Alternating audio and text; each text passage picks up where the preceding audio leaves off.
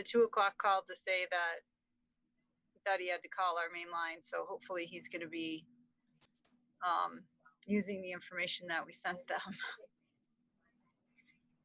And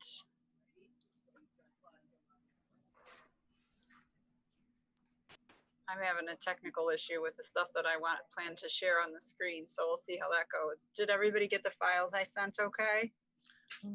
I'm trying to open them now. I wrote out all of the list, but I wanted to see if I could see all of the attachments. But you're going to show them on the screen? Well, I'm going to only show my stuff. If you guys want me to show it, I can. If you want me to show the entire grievance. Can you see me right now? Yes. Okay. Because I minimized my screen and I can pull these things up and look at them as we're talking. Great. So the first one is Eaton Road. Yes.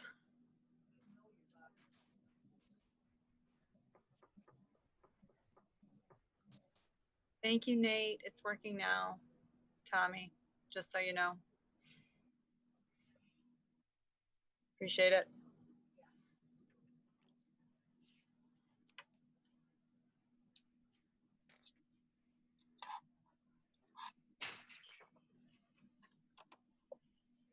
Okay, so let me see if he's here yet. I don't see him in here.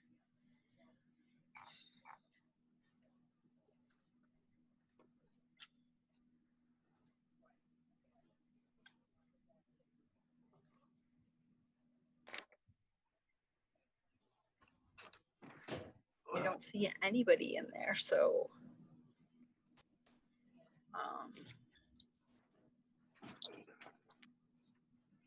Roxanne, I guess if you want to go ahead and open the meeting officially, and then just because they're going to record, they're recording this. Okay.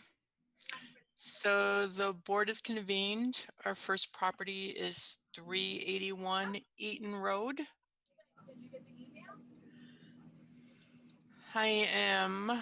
The property's new assessed value is $122,000. And correct me if I'm reading this incorrectly. The resident is requesting. Can't get in. The phone number's not working, they say. Assessment to be reduced to $80,000. Okay. Okay, hold on for a second, Roxanne. Sure. The phone number is 1929.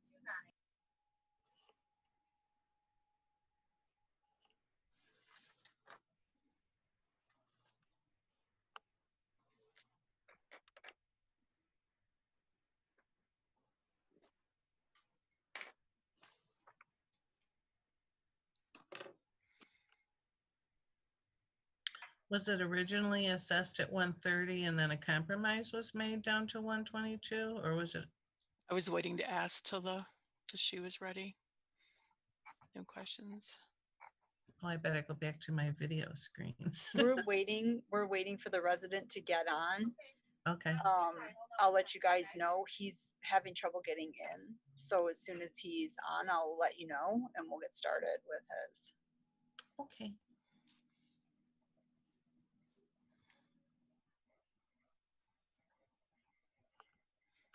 So I have a question while we're waiting. So when they get in, we're going to be able to see them in the participant list. Now, normally they do not listen to us deliberate. Are they going to have that ability to do so, or we have to wait until they log back out? So we're gonna wait until we're both done. Then I'm gonna make him a participant so that we can all hear him. He's Right. Gonna be able to come in and hear and talk. I don't know if he's gonna be on video or not. And then once we're done, I'll move him back Okay. to, a regular attendee. Right. And then I'm gonna step out. Right, but when he's moved to attendee, in theory, he would normally just be done and he exits the building. So by moving him to an attendee, he can no longer hear us. Is that correct? No, he can still hear. So they So can listen to the deliberation, which they normally do not do. if they want to stay on, that's how it is gonna have to work. No, Otherwise, you're gonna have to do it all at the end like we talked about. I can't control whether he hangs up or not, so but we're Can't not disconnect supposed to be, we're not supposed to be recorded while we're deliberating either. that's gonna happen. You can't kick them out? That's against the rules. I mean, if anybody just took the training, I'm pretty sure they heard that it's all confidential when we speak. It's not recorded and it's not. All right, so let me ask you, So- do you all want to do it afterwards then? My Yeah. thought was, that I think we're gonna have to go back to that because my thought is that you lose some of the information that you retain. So we're all just gonna have to write down what we think and then come back to it. I wasn't aware that you couldn't kick them out. In normal programs I worked with, you can boot them. Yeah, so, well, guess we'll have to do it at the end then, Okay, so we're not recorded or, okay. and Amy, we'll just have you put yourself on mute and walk away and just leave us in then if that works.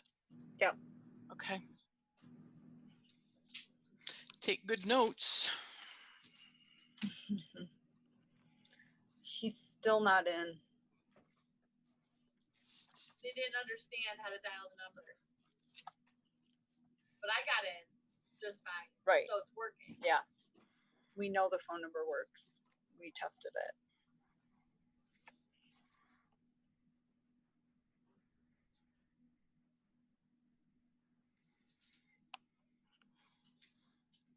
I'm gonna guess this won't be the first time. So Amy, is this something that you tried to come to an agreement? Like, was it originally 130 and you tried to lower it to 122? So I don't want to talk about that till he's in here. Oh, I okay, don't want to say anything about my part until he's listening, okay. since he wanted to be listening. Yeah.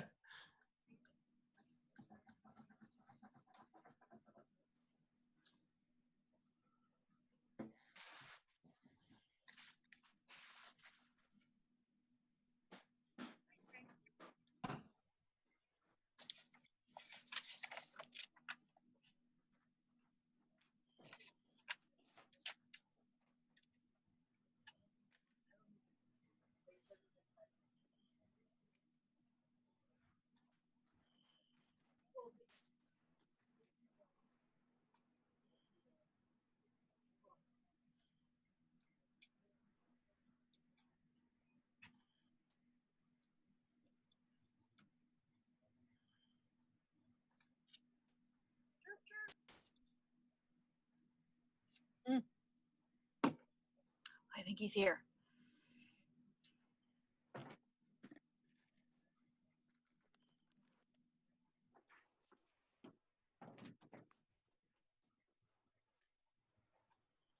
Hello. Hi, Kevin. I think Hi. this is the homeowner, Roxanne, so go ahead. Hello, the board is Hi. hi.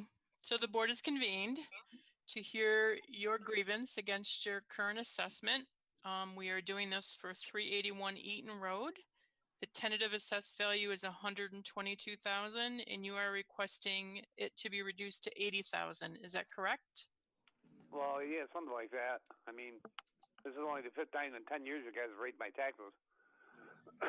Okay, Amy, what was his assessment last year? 80, or last year was 132,000. So it's actually been reduced from last year down to 122? Or no, that's not right. It was, what was it last year? His Amy, current assessment is 122. It was 122 last year Okay, as well. Yeah, all right. okay. So tell us why you're asking to have it reduced to 80,000. That's a substantial decrease from 122. Well, I bought the house 10 years ago for $57,000. I haven't done anything to it. Why would it go up double? So from the time that you've purchased the house, you've made absolutely no improvements? No, Okay, front when you door. okay, does this say in family purchase or was this an arm's length transaction? By that I mean, did you purchase this from a complete stranger or was this I see it as a relationship between you and, It was, I bought my brother and my sister out of it. And it was assessed at $57,000.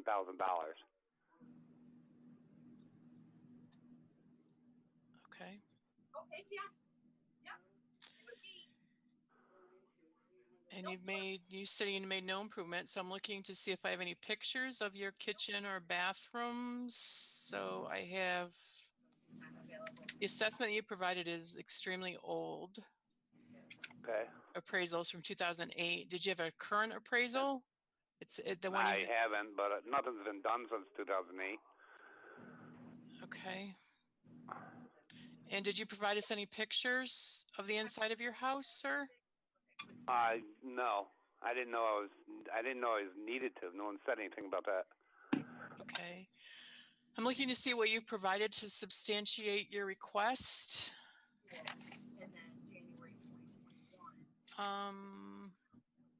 But it's really the rule. They're kind of hard to read.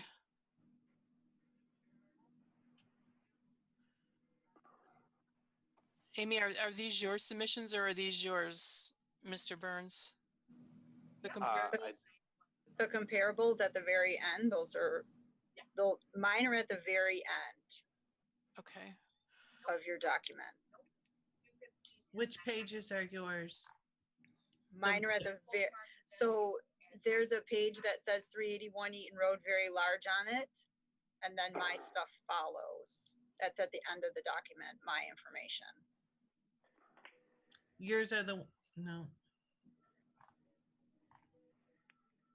If you don't agree with it, we can schedule a meeting.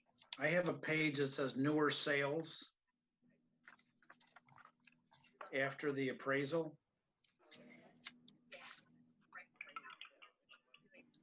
Is that Amy's or is that the homeowners? That's the homeowners.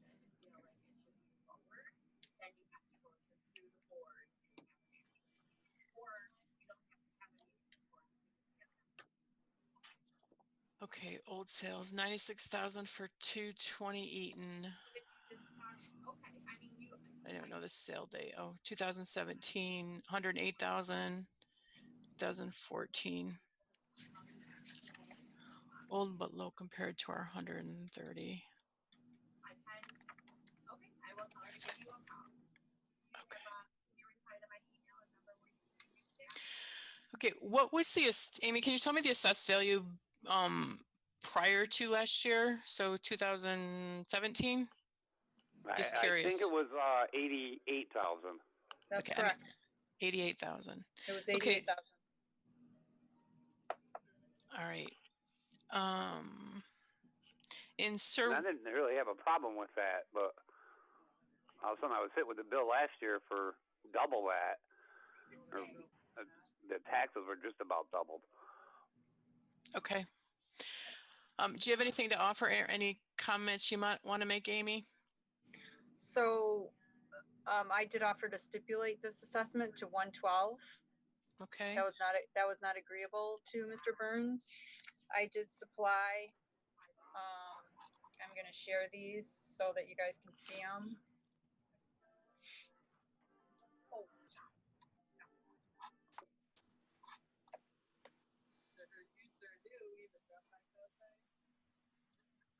I supplied the following comparables, which had an indicated value of 123,400, which works out to an assessment at 91% of, at 91%, the assessment worked out to 112.3. That was not agreeable to Mr. Burns, so this is why we're here, but that's what I feel the value is. He hasn't indicated any condition issues with the property. In fact, it was updated and is in average condition, and so are the rest of the comparables. So I feel 112 is fair. Okay. Mr. Burns, do you have anything else to offer, or would you like to state No. anything else? No, I No, guess okay. not. All right. Does anyone else on the board have any questions? So the 88,000 was in 2018 prior to the assessment of the entire town, 2017, yes. 2017? It Okay, went up in 2018. right. Okay. Mr. Burns, did you appear before the board last year? No, I didn't. You did. Okay. All right. If no one else has any further questions, I don't have anything else. I don't. Okay. No. What will happen, Mr. Burns, is we will deliberate at the close of our meetings today, and you will receive a notice in the mail from the town hall within the next, I forget, Amy, is it like 14 days? Yes, that's fine. Okay. Okay. Great.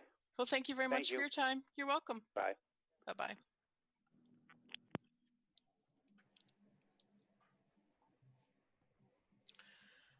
Okay, so we're 2:15. 118 Right. Drewberry.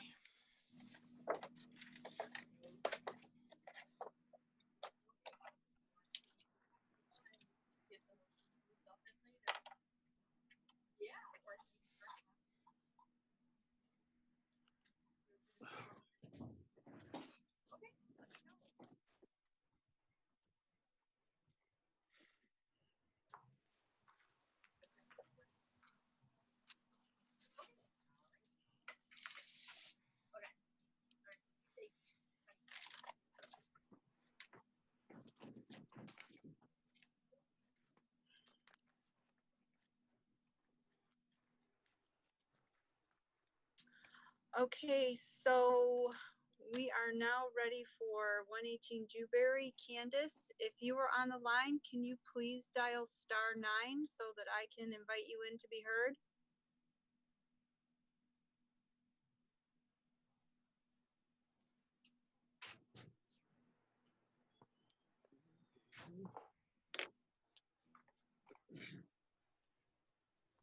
Okay, Candace is in. Yes. Hello, Candace. We are Yes. convened, the Board of Assessment, to review your grievance regarding your property tax assessment. Yes. Okay, the tentative assessment is 99,100, and you are requesting it to be lowered to something below 80,000. Is that correct? That is correct. Okay. Could you tell us a little bit about why you think that should occur? Okay, well, first of all, I've been here 40 years, 1980. And I noticed the neighborhood basically depreciated, especially now. A lot of rental properties, and right across from me, 123 Dewberry, the house was burned by a space heater back in 2015. And so they sold the house to an investor for like $20,000, and now it's rental property. I believe they're only renting like $600 a month. And a lot of these renters, they're getting Section 8. So you need to help out the rental. And there's been a lot of crime, specifically to my house. I have a lot of vandalism outside and inside. And I did call the assessor. I spoke to Amy quite a bit. And an assessor, I can't remember the guy's name, from Amy's department came down, took pictures, and wrote everything down. And he told me just, do the grievance, and then he will write everything down for me also. So, and also, I looked into other houses near me, the left side, 132 Dewberry. It's a colonial house. And that house is assessed below mine, like 86,000, something like that. And the house on the right, that is also 80,000 and something, but it's a smaller house. And I was thinking, I'm like, I haven't really done any remodeling. The only thing we did was roofing for many, many times, roofing. But there's plumbing issues, It needs to be remodeled inside. Really, there was any work done in the house regarding remodeling or anything like that. The windows, everything. And there's vandalism on the windows. I showed pictures, or he took pictures of the doorway. You know, he walked over and I told him that I called the police about 5, 6 times. I said they're getting up on the roof and trying to get into my window. You know, you can tell like the window tile, I think that's what it's called, that it's gone. Basically, it's the wood is right there. And I showed them one of the screen on the windows where they took a knife and basically cut the screen to get into the house. And yes, there was burglary. And my mother was living here before me. You know, obviously my father, he passed away in 2008, and then my mother passed away in 2015, and I was inherited the house. Okay. Well, you're saying he took pictures. There's no pictures. I'm sorry, I got a little lost on who's he that took the pictures. She's talking about Tony from our office. Doesn't work here anymore. Yeah, I did. Yeah, I'm sorry. Go ahead. Well, I'm looking for the pictures and I don't see them in the file. Do you have the pictures, Amy? We have them in RPS. But that was just our inspection of the property to determine what kind of condition it was in. That's not something I would normally share. If I mean, I could, but. Well, no, normally the homeowner provides the pictures that they want us to look at. And normally we're looking to see what the inside condition of your house is. Mainly we like to see the kitchens and the bathrooms to see whether they've been updated or not. No, they haven't been updated since we bought the house. I have green carpeting from the 60s, the 70s. There's also vandalism in the kitchen, like the linoleum floor is like basically somebody took a knife and butchered it. There's a lot of pictures to be taken. I've spoken to Amy. I've called. I don't know where to begin to take these pictures. That's why I called the department to see if they can come down and look at the house. Well, you would just take them yourself, and normally when we convene together, you can bring them, or they could have been emailed, but you keep the vandalism in the house. Are you living in the house? I'm living in the house. Yes, I am. So vandals are coming in when you're in the house and slicing your kitchen No. floor? This is years ago. Not now. No, I have home security now. I've had home security since 2016. This is before 2016. I don't know if you can check with the Irondequoit Police Department. No, we cannot. But we cannot. It started. I've been living here off and on, and my mother was here, and then I moved back in 2009, and then it started happening, the vandalism, especially at night.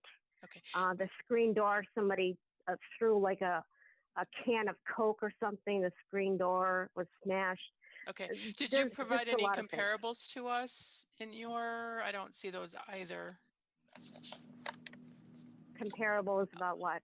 The houses in the neighborhood, what they're sold at, or what your assessment? Oh well, I just looked at everything online, and basically, I know that the house next door to me on the left, 132 Dewberry, that was sold in October 2007 for, like I said, it's assessed at $86,000, something like that. It's below $90,000, and okay, it's a but colonial. I wouldn't know if the square foot and everything is comparable without that being provided. Did you provide anything along with your form? No, I didn't, because like I said, I called the assessment department because there's just too much to do, and I have no idea where to begin. And I wanted the assessment department to come and take all the pictures and stuff. So, like I said, I have no idea where to begin with everything. It's just too much to do. Okay, but just so you're aware, it is the responsibility of the homeowner to do that and submit to us as the board, because we are independent from the assessor office, and that you provide the information to us. Okay. So Amy, can you tell me, what was this property assessed at last year and the year before?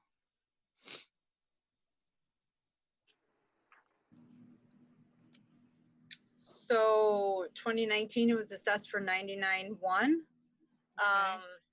In 18, the same. In 17, it was 91,700. Okay. Did you offer her a stipulation? No. All right. Candace, does anybody else on the board have any questions? No. Okay. Candace, do you have anything further you'd like to share with us? Well, I just want to say that, you know, I grew up here and, you know, and basically I've spoken to real estate agents. I've actually worked in a bank. I worked at Chase many years ago. I worked in the mortgage department with underwriters, mortgage originators, processors, and so on. So I know what it entails, and also real estate agents. And they told me that once you see renters in your neighborhood, the value of your house is going to be decreased tremendously, because what it does is it takes the neighborhood down. It's decreased the value of your home. And there is a lot of rental houses that investors have purchased on the street, on this neighborhood. So, and it's just within the 10 years that it's been like that. And obviously with that, the crime rate is going to increase and other things. Okay. All right. Okay. Yes. All right. What's going to occur is when we're concluding our meetings today, we'll deliberate about your on your request, and you'll receive a letter in the mail from the town within 14 days. Okay. Thank you All right, so much. Thank you. You're welcome. All right. Bye-bye. Bye-bye.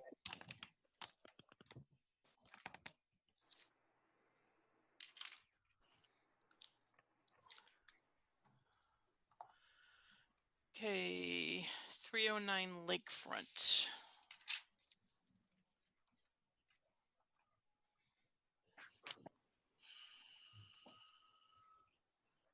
We're done. Let's get Lakefront.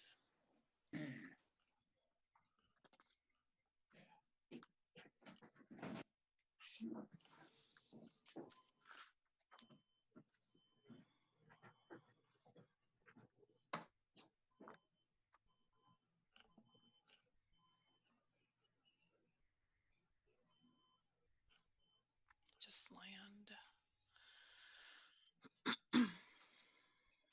I'm going to invite in, I believe he's on the line.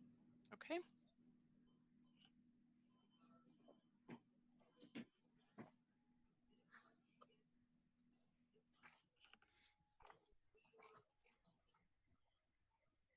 Hello, can you hear me? Yes. We can hear you. Mr. Camp, Yes, you can hear us? yes, I can. All right. We have convened the board to review your grievance regarding your taxes. So we're here to talk about 309 Lakefront. The tentative assessed value is 7,000 and the requested is 3,000. Is that correct? That's correct. Okay. Amy, could you please tell us what the assessed value was last year and the year before? As you can tell, it's a recurring question. So it's currently $7,000. Yes. And last year? So last year it was also 7. How about the year before? It was, 2017. it was 5,000. Okay. All right. Mr. Camp, if you could please tell us why you're seeking the reduction? Yes, thank you. There's 2 addresses at 309 Lakefront. My primary residence, which is the house, and then there's a vacant, undeveloped lot in front of the house, and then Lake Ontario. This is an unbuildable lot. It's forever wild. It is part of an erosion control zone associated with Lake Ontario. And the primary reason I am asking for a reduction are the recent high lake levels we've been having. The land has flooded 2 out of the last 3 years. I have included photos of the flooding on my parcel. Basically the flooding has left that parcel unusable in any sense. You cannot get any enjoyment out of that parcel. The Army Corps of Engineers has forecasted high lake levels, and I have included a recent bulletin from the Army Corps of Engineers, which I subscribe to. The land, because it's flooded, is like swampland now. It smells, there's infested with mosquitoes. We were inundated with thousands and thousands of toads last year. Toads? There was trees killed because they flooded the land, and the trees basically drowned. I feel that this may be a continued a process. It's something that I did not create. It's created possibly by Project 2019, 2014, excuse me, changing the lake levels in recent years. And I feel that it's a fair request due to the fact that I only paid $2,000 for the land, and it adds no value to my view of the lake, as pointed out by a SCAR hearing years ago. The gentleman, the lawyer, determined that whether the land is there or not there, I still have a view of the lake. So it really is pretty much a useless parcel, especially during the good months when the flooding has occurred, like in June and July, even August and September. Okay. Do you have anything you want to add, Amy? Not really, just that this was already reduced by the Board of Assessment Review in 2018 to the $7,000. Yeah, okay. Does anyone else on the board have any questions? I'm curious as to how high the water is this year, because last year it was much higher than it is this year. I'm wondering, because those pictures are from 2019, what it looks like for you this year.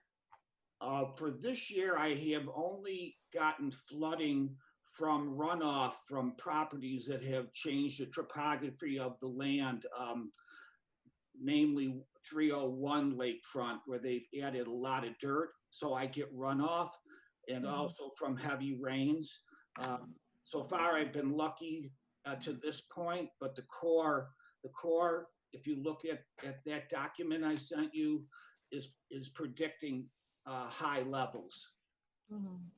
Yes, I did see that. They were predicting it for June. So that's why I was curious as to what it was looking like for you at this point in time, because that's when it's predicted to be highest. Right now, there's heavy reeds that have grown up that replaced the grass that I would mow down there. So it still has swamp-like conditions. And the lake has pushed a lot of debris in, not this year, but in recent past years. Did you do anything with that land before it flooded?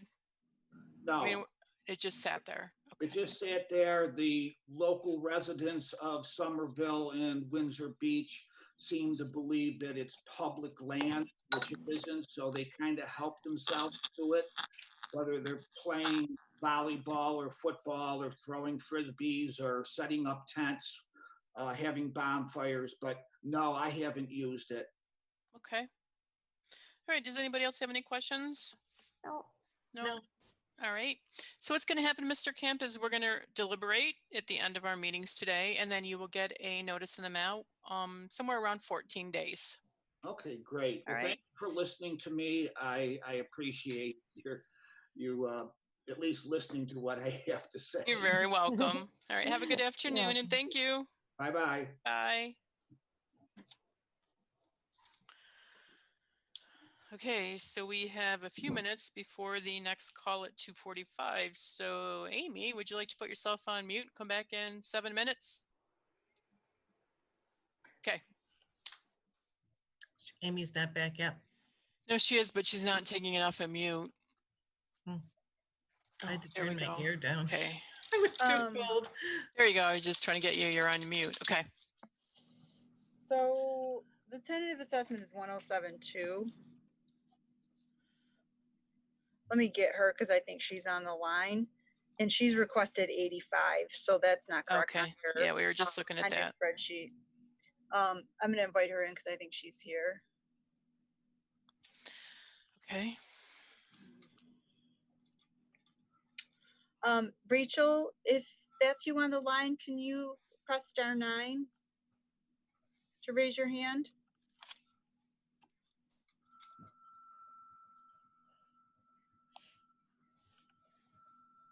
Okay, we should be able to hear. All right, can you hear me now? yes, I can you hear will. us, Miss Woods? I can. Okay. You are appearing before the Board of Assessment in regards to your grievance submitted for the property located at 181 Orland Road. 131. I'm sorry, yes, 131. I'm reading that instead of a different number, 131. The current assessment is at $107,200 and you are seeking a reduction to $85,000. Is that correct? Yes, I have an appraisal for that. Okay. I'm looking to get to the appraisal. Can you tell us a little bit about what's in the appraisal or why you're seeking the reduction? Mainly because first, I don't think the house is worth that because I have an appraisal that says it's 85,000, but you skyrocketed my taxes so bad that my house payment went up 33%. When did you purchase the house? I purchased it in 2011 or 2012. And what did you pay for the house? What did you purchase it at? I believe I paid 82. Okay. Okay. So your request is based on the increase from when you purchased it? Well, that, and I mean, I had the house appraised several years ago and they appraised it at 85,000. Okay. Have you submitted several years ago? So have you submitted a new I'm sorry, when was it? 2017. Okay. When I came in and asked about it, they said this appraisal would be fine. Okay, from 2017? Who's Yes. they? Someone at the town hall? Yes. Because I didn't know, I wasn't sure how to argue it, so I came down there. And they said, you can only do it during this certain period of time. And I'm like, well, this is the appraisal. She was like, you'll just make it under, you'll be fine. Okay. Amy, can you tell us what was this property assessed at for the past 2 years? So before the reval, it was assessed for 80,000. And in 2018, it went up to 107.2. Did you appear Ms. Woods, did you appear before the grievance board at the time that the whole town was reassessed? I did not. Unfortunately, I became sick and it wasn't of use to anybody. I had lost my job around that time. I'm doing a little bit better now, but I have a chronic illness. So it came, I'm like, yep, whatever. I wasn't in any condition to argue anything. Okay, but you are aware that the entire town of Arundecoit was reassessed based on it not having been done in many years? Okay. It's still at 107,000. I mean, I understand. I get that maybe it adjusts a little, but I had an assessment done. So even if them houses went up a little, I'm pretty sure it's not at 100. I understand. Amy, do you want to comment on the 107,000? Another house somewhere. I'm sorry, what? Just a procedural. I don't have a copy of the appraisal. Is there any way that I can look at it? I think that the letter is the appraisal. That's Yeah. was done by a Not- broker, not an appraiser. It wasn't a full MIA appraisal then. No, that was what was submitted. It's just the broker's opinion. Oh, it's a BPA. Mhm. Yeah. Okay. Well, So- what was turned in is what you see. Okay, so just so you're aware, Ms. Woods, there's a difference between a broker writing up a statement and an actual appraiser doing a full evaluation of your house. One is independent, one is not. Okay. So an appraiser's to give an independent view where a broker is actually has a ulterior motive, so to speak, for selling your house. Okay, with that being said, do you want to comment, Amy, on the current assessed value? So I think the current assessed value of the property is fair. It's well supported with the comparables that I have supplied, as well as updated comparables that I pulled from the MLS of valid sales that have occurred a little more recently than our data that we have available in RPS. And that broker's opinion is from 2017. And there's no comparables supplied with that or anything. So, you know, I think the assessment is fair. Okay. Great. Ms. Woods, did you have anything else you'd like to add for us to deliberate? To include in our I deliberation? mean, all I have is the appraisal that they gave me, and my house payment went from like 650 to Yeah, I understand that your real estate, your mortgage company probably holds your taxes and they're basing it on the increase in tax bill because they need to have a cushion in that for not just the current, but the future year. Okay, does any of the other board members, pardon me? you know, I bought the house smart. I knew what I could afford at the time, even with a small increases. I worked in mortgage. I know taxes go up, but I mean, the house needs a lot of work too. I can't see it being worth 107,000. Did you supply any pictures to us to show that it's not updated? No, I okay. wasn't aware I had to because I had the appraisal. I thought that was more than enough. Yeah, it's not actually an appraisal. Okay. All right. Does any of the board members have any questions for Ms. Woods? No. No. Okay. All right. What'll happen is we'll deliberate at the end of our meetings today, and then you will receive a letter in the mail within the next 14 days. Okay. All Thank right. you. Thank you for your time. Bye-bye. Yeah, that was a waste. They already said they're not. What's that? They already said it was. Well, that helps. She already knows what's going to happen, apparently. Yeah. Okay, if you want to mute Amy, we got a few minutes, right? The next one's not till 3 o'clock, and we can do this one. Come back at. Hi, Amy. We're waiting for Renee to come back. If you could hold up on bringing Mr. Stalteri in.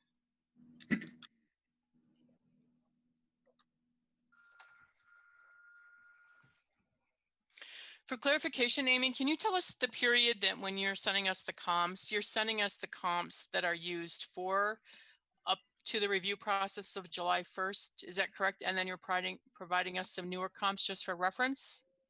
So the only ones that RPS has in there in the database, because we did not have the database updated this year, are only up to March 1st of 2019. Which is why I provided the newer ones, and I did them through March of 2020, just to try to provide the most newest information. But the appraisal or the assessed values are based on what should be data through what period? March 1st. March 1st of 2019? Yep. Okay, not July. Okay. No, sorry. The valuation date is July 1st. Okay. July 1st, 2019. That's the valuation date. Right. Okay. The state uses the comparables for just the year prior to March 1st.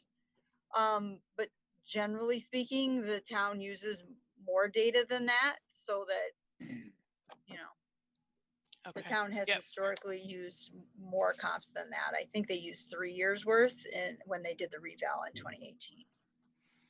Okay. Thank you. Yep. All right. I think we have everybody. All right. Is Mr. Stalteri? Let me check. All right. If Mr. Stalteri is on, can you please hit *9 to raise your hand so I can enable you to talk?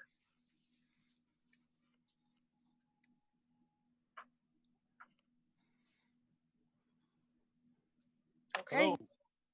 Hello? Hello. Hello. Okay, you can hear us? I can hear you fine. All right, thank you.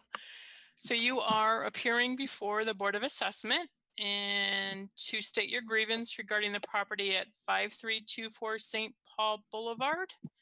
The Correct. tentative assessed value is at $35,200 and you are seeking a reduction to $4,000. Is that correct? That's my original, yes. And I have an explanation, of course, why. And Okay. I think I explained all of that, but. Okay, you go tell ahead me and tell how to us. start. Yep, Okay, tell so- us a little bit about why. Well, the reason why is I already own 2 vacant lots there. So in my opinion, the town already set precedence what values of those lots are in that area. Especially that one of them is only 2,400 square feet and the other 7,000 square feet, and they're both assessed at $4,000. So, I thought about this a little bit, and I'm saying, why would they both be the same? Well, because really there's no use, okay, down there, because I don't know if you're aware of this part, but my question is to the town, what can I build on those empty lots that are currently existing there? And so their answer was in the building department, pretty much nothing, because they're non-conforming in a sense. So I can't build it's commercial property, zone commercial. So I can't build a house or a cottage on 5340. Number 8 Second Street, it's possible that they would do some, but being it's commercial, they don't want to see a residential house, so they give me the song and the dance. So it's okay, fine, I get that. Okay, so technically, if I was to use their logic, number 8 Second Street and 5340 St. Paul would have no value. So if they have no value, they shouldn't be assessed at anything. They should be assessed at 0. So with that said, that's not realistic. I understand it, but that's using the town's logic. If I can't do anything with them, they have a 0 value, okay? Other than planting grass and maintaining it and costing me money to keep it mowed and trimmed. So that's how I started this. So now the bar that was at the existing the vacant lot that's there could not keep. It was assessed crazy amount of money. It got reduced when I bought it. They kept it reduced for a little while. Then they increased it. I couldn't keep a tenant. I couldn't get it sold. I couldn't get it rented. I couldn't do anything. Okay. It's a depressed area. Everybody's afraid of the town. Everybody's afraid about the police department, coming down there, blocking off. So I was hemorrhaging money. I could not afford. I just can't afford to pay the taxes there. So I had to demo the building. It needed an excessive amount of work, and it was just I had to get rid of the building. So now we're down to a empty lot. So my reasoning is, if it's an empty lot now, it should be the same value as the 2 current empty lots, because the town, again, like I said, has already set precedence what the value of those blocks are, and which $4,000 a piece are even high for them because I can't do anything with them. So my thought is keep the same assessment the same as those 2 empty lots, and it would be fair. So I thought about that. And to me, would be my goal, because I feel that I'm paying more than I should on the other ones anyways. But I said, okay, Sal, is that reasonable? I said, well, not really. Okay, so let me tell you what I think is reasonable. So I took the combined square footage of the 2 vacant lots, which come to, I believe, 9,400 square feet. I divided it up by the 8,000. I took the square footage, divided by the $8,000. I came to, it was 1.175. So I rounded up to $1.18 a square foot. So I took that number and I multiplied it by 9,400 square feet, which is the or 8,000 square feet, which is the square footage of 5324 St. Paul. That comes out to $9,440. I'm saying that's more than I really want to see it assessed it. But if I took those 2 and combined them, okay, just for argument's sake, this is the benefit of the town, I'm thinking, leave it assessed at $9,440, then I would be almost comfortable with that. Say, okay, now I'm being reasonable, because there's a discrepancy. There was a building here, I understand it. So those lots really are useless in the eyes of the building department. So I figure this is being fair. Now, with that said, I approach this in a different way. you know, in the beginning, when I first demoed the building, first, let me ask you, is the assessor on this phone call or no? Yes, she is. Okay, so she was gonna look at it, and I don't know if she came to a resolution, apparently she couldn't, that's why we're having this conference. So I think, you know, originally, when I first spoke with her to grieve this, I was, you know, steadfast at 4,000, and that's how I put the paperwork in. But I sat down and redid this, and I was hoping I was gonna get a phone call from her and maybe talk about this option that I had here. So I think at 94.40 assessed value is the fair price based on the town's precedents. And that's where my position is at. I don't need to have any appraisals because there's already precedent set by the town. So if you want comparables, those are the comparables, the two that I already currently. So I guess now I'm looking for your thoughts. And with Okay. I understand the town wants as much tax money as they can get. I realize that. Okay, I own a lot of property in this town, believe it or not, and you know I don't mind paying my fair share of taxes. But when I start feeling like it's getting abusive in taxes that are, I believe, more than what they should be, now I got a problem with that. Okay. Amy, can you fill us in on he stated that his assessed value has been all over the place. Can you run down the past several years for us, starting with the most recent, obviously, of 35,200? The 35,200 is after the building was torn down. After it was torn So, down. Okay. Yes. Prior to the building being torn down, it was assessed for 124,100. Prior to the reval in 2017, the lot and the building were assessed for 97,000. And The before lot that, and it the was- building were 97,000? Yes. Okay. I believe it was at 80,000 at one point. Well, that was As back well. in 2015. Well, it still counts, still taxes. I mean, if we're gonna go back, let's go back. Well, I'm requesting to go back because I'm curious because you said your, excuse me, your assessment had went all over the place for the past several years. So I was curious Well, as I to what bought that was. it. When I bought it, it was way over assessed. Then the place could not be sold, so I paid $80,000 for it with the building on and all the stuff that was inside. And then I grieved it, they reduced it to what I paid for it, and then of course, they raised it again. And they raised it again. And again, wasn't even worth 80,000 because I couldn't even keep it rented. To have their value assessed at it, where I kept the rent so low to try to get it rented, I couldn't even get it rented. It was an arbitrage.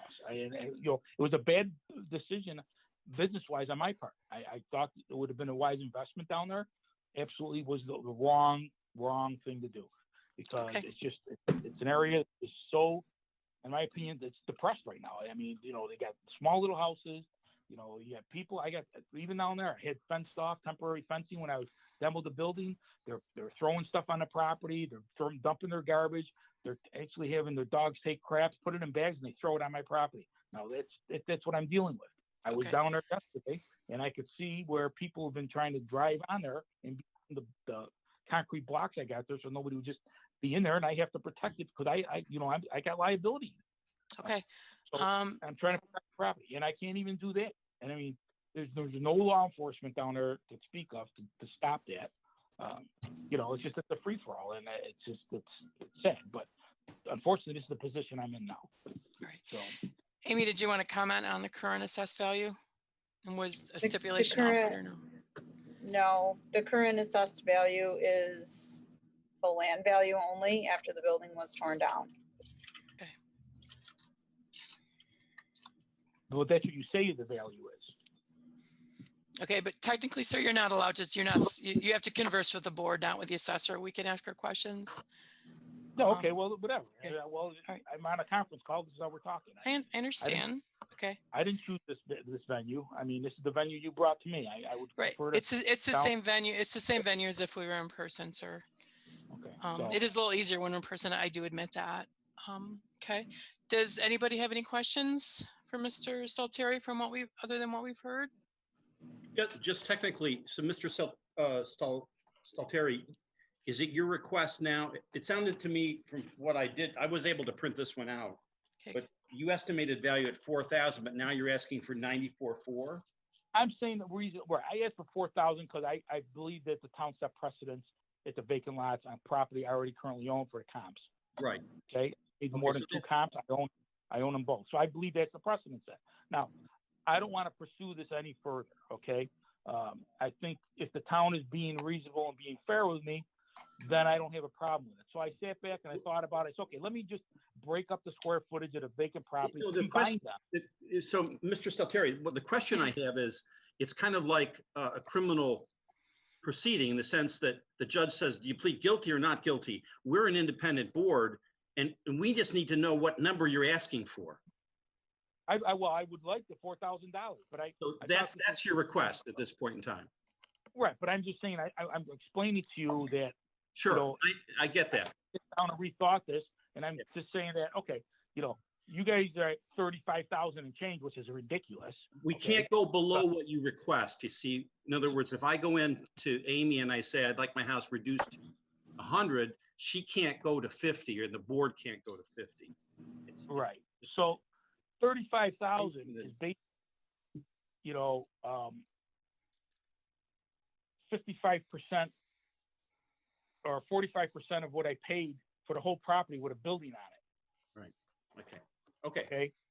And with contents. Okay. So how can a vacant property be worth half of what the property was when I bought it with nothing on it? And then you look next door. Now keep in mind, I also own 5334 St. Paul Boulevard with the house there, which I think is overassessed as well, but that's a whole nother story.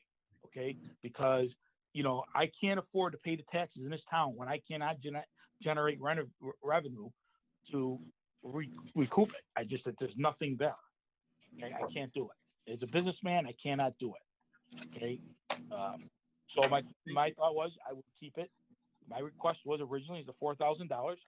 Again, I'll repeat it for 5th to 6th time. The town already set precedence. Okay. They set the standard. Yeah, I understand what your position going is. by. Thank you. So you can't discriminate against one piece of property versus the other two. So if we're going to use discretion, then you can't discriminate against one versus the other, especially when it's the same owner. Okay. I mean, especially in today's environment with the climate that's going on and the way that the country is right now with all this virus thing going on, I can't make a living. I can't even rent it. I have another. Not that this means anything, but I have a 2-family in Arundequoit that I'm trying to rent. It's been empty for 3 months, and the place is beautiful. Can't get it rented. Nobody's looking. They're not even calling. So Okay, we business is understand. bad. All right. Okay, business is bad right now. I can't do nothing, and All right. it's a property for 35 years. All right, so what's going to happen is when we're at the end of our calls today, we deliberate and you will receive a notice in the mail from the town in approximately 14 days. Okay, All right, well, thank you for your time. thank you. All right, bye-bye.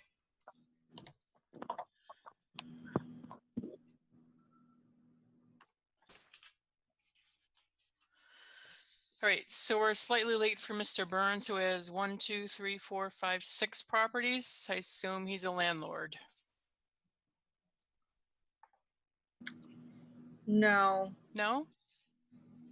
he's, He's not an sure if attorney. that's him or not. Okay, Is he an attorney yeah, representing so all just these wondering properties? that. I can look at these. Yeah. Okay. And he wants them all lowered to $1,000? Except one.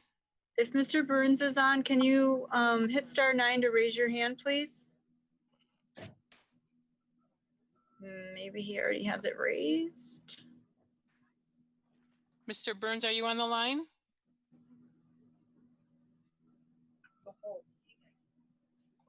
Mr. Burns? I think that's Sal there.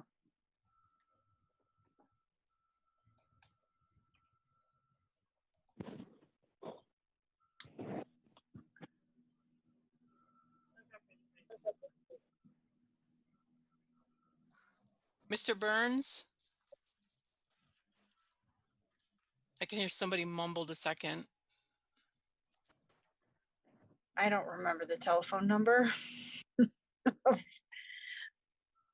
of Mr. Staltieri, so I think that's the only person who's enabled talking. I didn't disable him yet, Oh, but somebody else was on and then it was disconnected, so I'm not too sure what's happening. Mr. Staltieri, are you still on the line?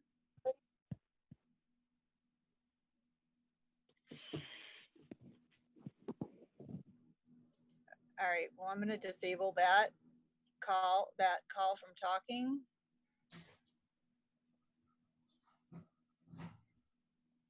Oh, he hung up, okay.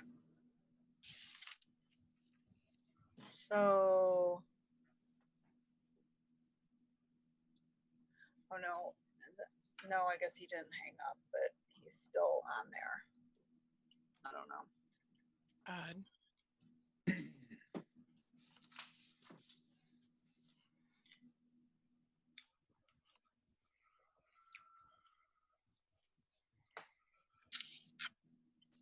This is probably, Mr. Burns, if you're here, can you hit *9 to raise your hand?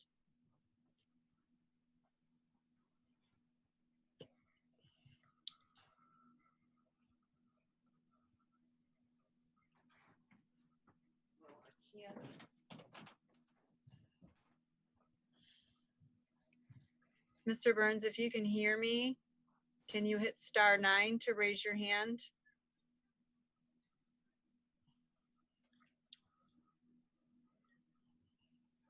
I'm gonna go ahead and enable this attendee and we can try to find out if he can talk. Hi, sorry, I was pressing *9, but I guess it wasn't working. Hey, is Mr. Burns? Yes, this is Mr. Burns. You can hear me, I assume. We can, finally. Excellent. Sorry about that. I disconnected the first time when you asked. Okay. All right. So you are appearing before the Board of Assessment to grieve the assessed value on several properties. I see 1, 2, 3, 4, 5, 6. Yeah, that's correct. Okay. We will want to go through them one at a time. So the first property we'd like to look at is 895 Lakeshore Boulevard. The tentative assessed value is $162,500, and you're requesting a reduction to $119,000. Is that correct? So the 119,000 number is the requested market value. So it's a requested assessment of 108,300.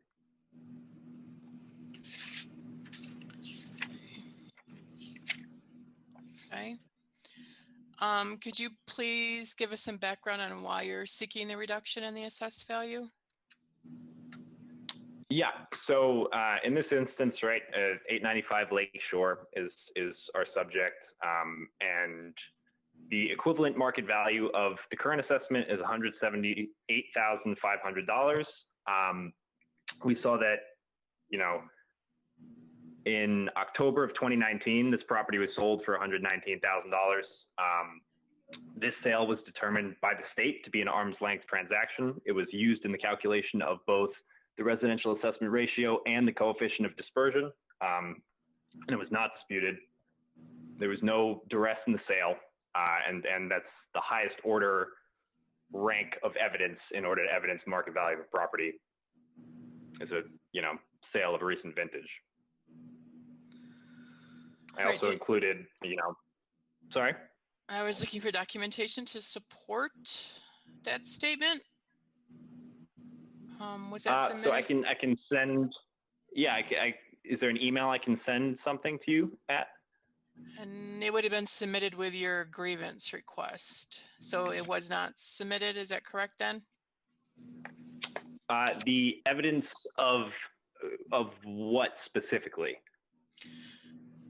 Well, normally you're stating that this was determined to be an arm's length transaction. So when we do our review, we're looking for documentation submitted by the homeowner, or I'm assuming you're representing the homeowner to support your request.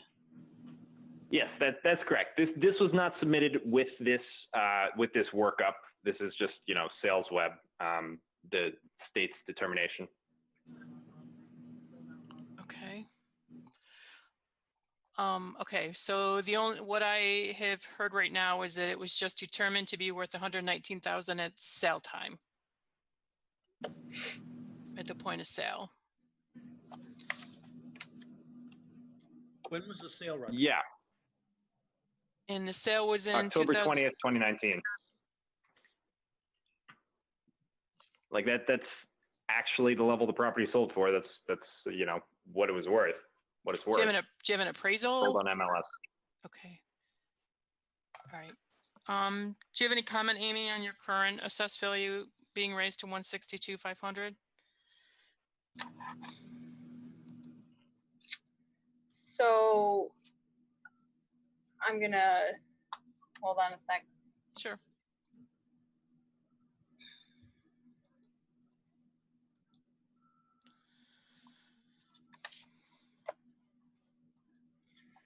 So I didn't change the assessment. I did offer a stipulation.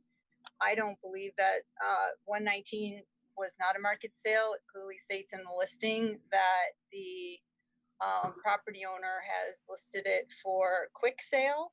I see that. House is priced way below assessed value for quick sale.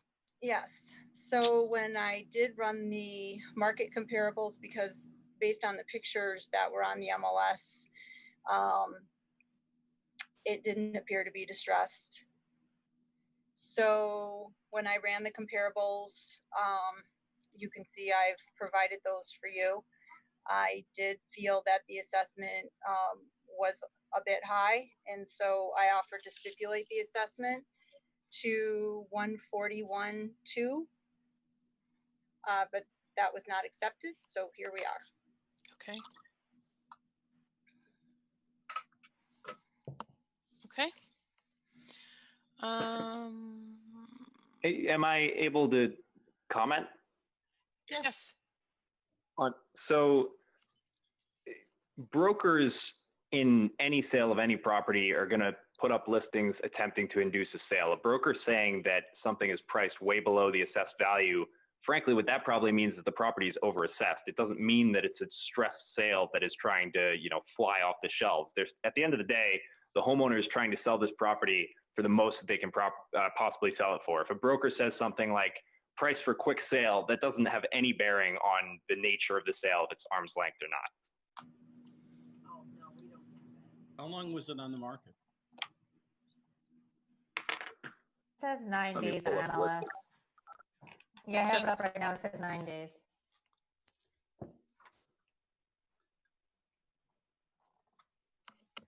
Who answered? Was that Renee? Was that you? Yes. What are you looking at that I didn't get? I just pulled it up on the MLS. Oh, I got it. I'm not a member of the MLS. So this home was listed for sale on 8/1/2019. There's a copy of Which the was listing at the subsequently end.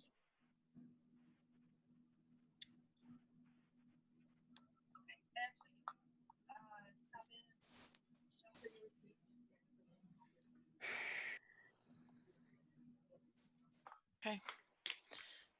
Does anyone have any additional questions regarding this property? No. Okay. All right. Mr. Burns, would you like to move on to, I believe it is 62 Wabash. That paperwork. Sure thing. So 62 Wabash is the subject of this next case. Currently assessed at $94,900, which equates to a market value of $104,286. We believe the market value of this property should be $75,000, which in turn would be an assessment of $68,300. Reasoning here is... Can you hang on for a second for me? On the paperwork, it says $1,000. Yeah, so that's because in filing any, as you know, any petition at SCAR, you're going to be bound by the value input there. And, in the event that any evidence is introduced later in the case that would let's say the property became blighted, I wouldn't want to be limited by the value put down on that paper. Right. The requested value that I'm asking for is contained in the workup that we've provided. All right. Can I ask what your relationship is to the homeowner? I'm the legal representative. For all of these properties? Correct. And what is the amount that you're looking to reduce it to? He To told an us to read the assessment of paperwork. 68. What? Sorry, sorry, I mean, I 68. listed it to be the assessment of 68,300, which is equivalent to a $75,000 market value.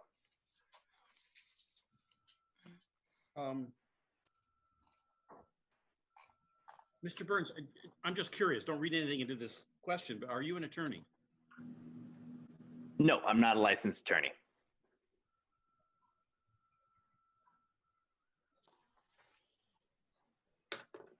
Just in terms of, I guess, who I am in a background is just, you know, I have experience doing tax agreements consulting, and these are some of my clients I'm representing here.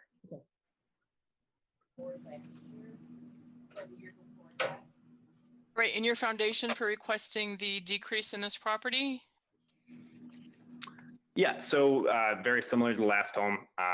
Again, we have a subject sale here. So 62 Wabash was sold a year ago at 614 for $75,000. You know, there's some other sales on that street as well. You know, 60,000 for 38 Wabash and 104 Wabash for slightly higher. But at the end of the day, the only relevant evidence here is the fact that the subject was sold for this amount. And again, in an arm's length transaction, which was, again, determined to be arm's length by the state, was used in the calculation of the residential assessment ratio and the coefficient of dispersion, and actually was also reviewed by the assessor and not contested. Again, coming from SalesWeb. All right, Amy, do you have any comments on the assessed value of this property? So I would just say that the comparables that are supplied are not market sales. I think that 75,000 is, I think that was a good deal, and I feel that 87.4 is a fair assessment for the property. I did offer that, and it was not accepted. And I've provided the comparables to support that. Renee, does it show in the MLS as a arm's length sale? It was on the market for 6 days. Let's see. I mean, it's a normal type of sale. The prior sale that she was looking at, the 60,000 one, was not arm's length, but this subsequent sale of $75,000 was arm's length, from what I can see. That's the one I was looking at. I see the prior one on March of 2019, and then the one I was just looking at in June of 2019. So it sold for $69,900 in March of 2019, and then sold again in June of 2019 for $75,000. Oh, I'm sorry, it didn't sell. It was an expired listing, the one in March. I apologize. Also, just a quick question. Is it possible to see a copy of the comps that were being referenced that were provided? I think it was mentioned. Are you on video? No, I wasn't able to get it working, unfortunately. Then no. Could I just I can tell you have the addresses names. so I can pull it? Yeah, that would be perfect.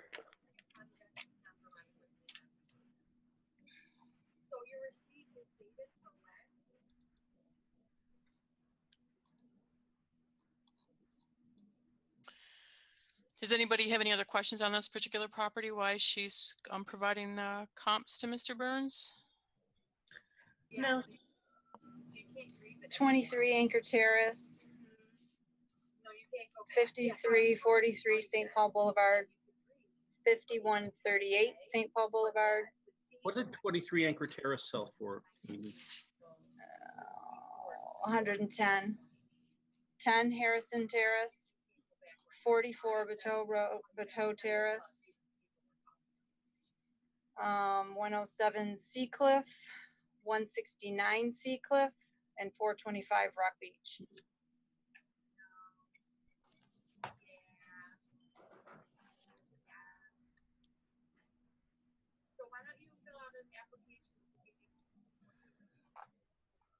And do we have dates for those?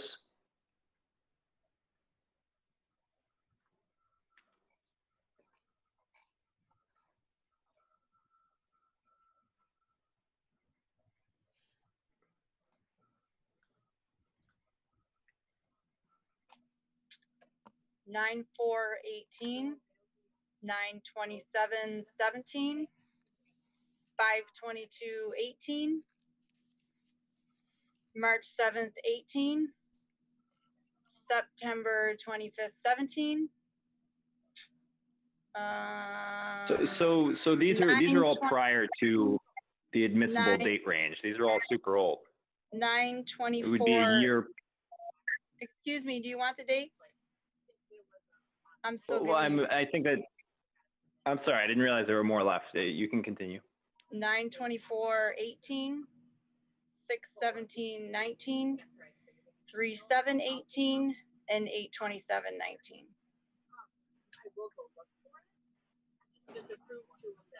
So any sale prior to 7/1/2018 should be too old, and it shouldn't be considered a ranking piece of evidence in order to demonstrate the value of this property.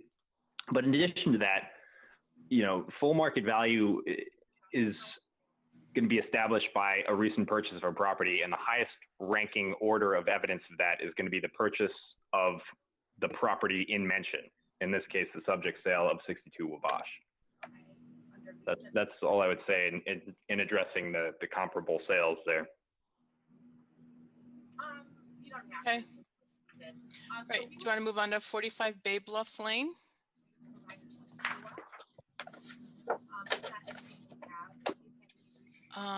So we're going to have the same with this. The assessed value is $394,300, and you have stated on the paperwork that the property owner's estimate of market value is $1,000.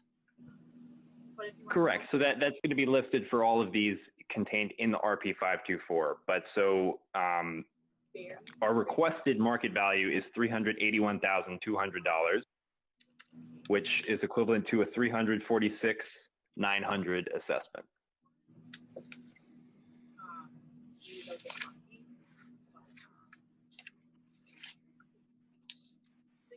And your thought process or your reasons for requesting the decrease? Yeah. So if we look at, the sale of 60 Peaceful Trail, this is all, it's hard for me to tell because I can't tell if you're able to see the workup, but the one-page workup documentation that's been provided at the end of all of our RP 524 submissions is what I'm referencing when I'm describing this, just if you can have it in front of you. So adjacent to 45 Bay Bluff Lane, we have 60 Peaceful Trail, which sold at the end of October 2018 for $367,000. It's a similar home, a little more recent. Square footage is within 100 square feet. Very small net percentage adjustments from the actual sale price. An equivalent sale price for 60 Peaceful Trail is $359,300. Around a third of a mile away as well, 35 Mooring Line Drive.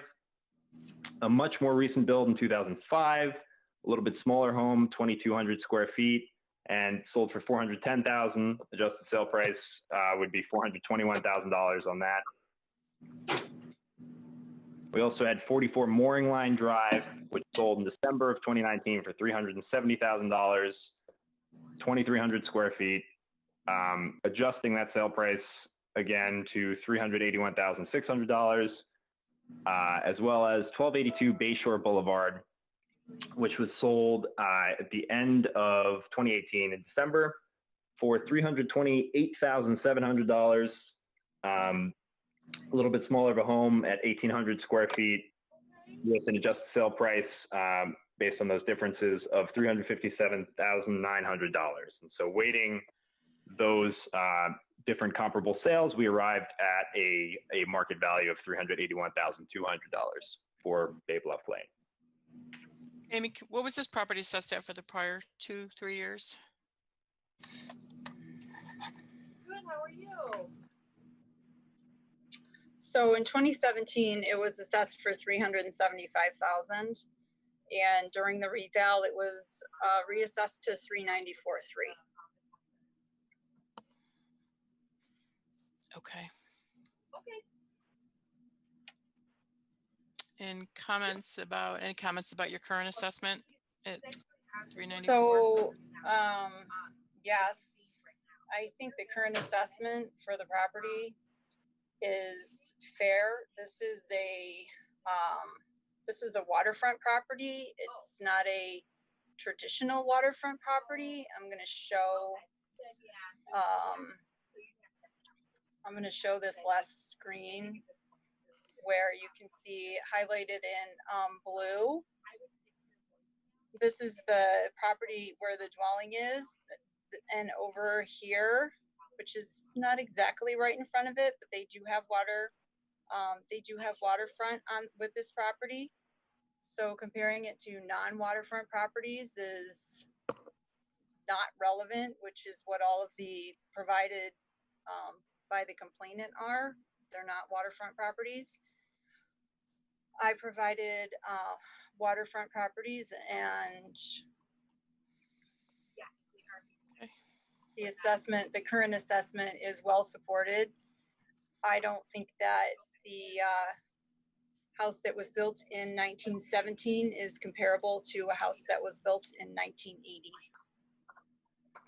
which is the last comparable. All right, thank you.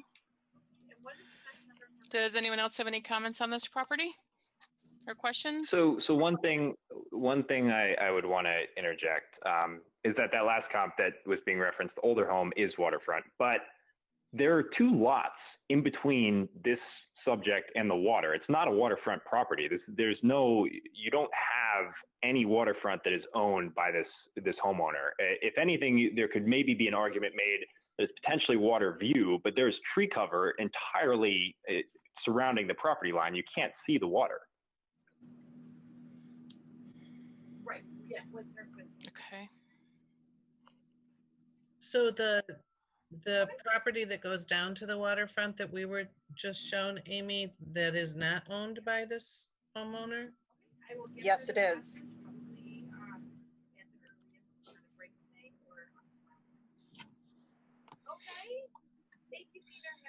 So that piece of property then, it's not like a community road or access to the water. It's owned just by this homeowner?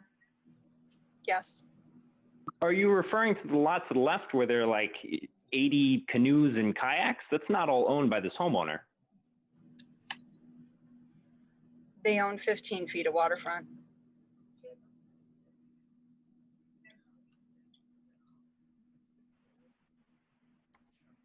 Okay. Okay. All right, and next is 81 Radcliffe Road.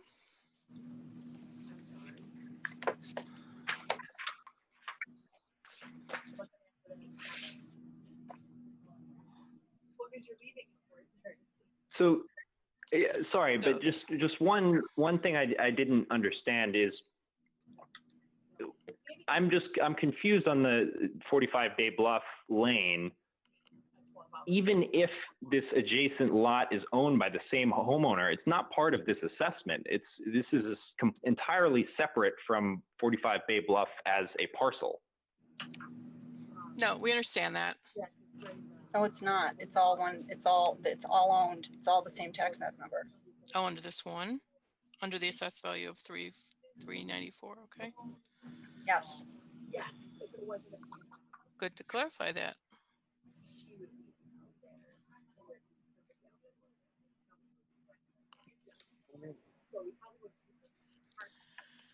Okay, 45, are we ready to move on, sir, to 45 Bay Bluff Lane?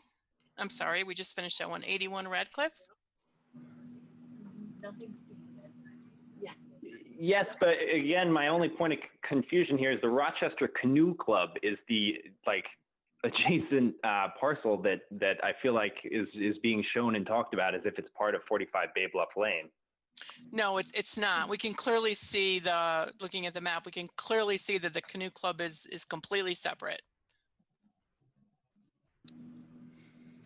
Okay, as long as that's clear, no problem. It's very clear that that is their land. You can see by all the boats and the canoes to the right.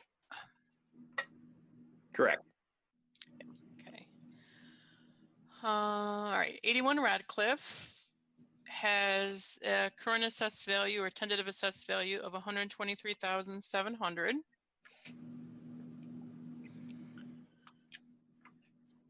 And Amy, can you tell us what the prior years were assessed on this property?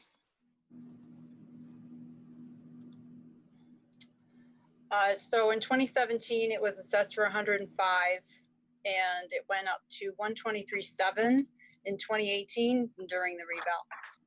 Okay. All right, and that's the current assessment. Okay. Yes. And it was not contested during the reval. I'm wondering if it was looked at and declined, or if not looked at all. I don't see it. I don't see it was grieved. Okay. Did you offer any stipulation on this one? No. Okay. All right, Mr. Burns, if you could tell us about this property, why you're seeking a reduction? Yeah, so the equivalent market value at that assessment is $135,934. And we are asking for a market value of $117,700, which translates to an assessment of $107,100. Now, the comps I have listed here are 3376 St. Paul Boulevard, which was sold on 7/26/2019 for $120,000. This is another old style home built within 8 years of the subject. It's actually slightly larger at 1566 square feet compared to the subject's 1406. And that would translate to an adjusted sale price of $113,600 for that comp. Next, 0.18 miles away is 108 Dake, which was sold in October of 2019 for $112,000. Smaller Cape, built similar time, 1937.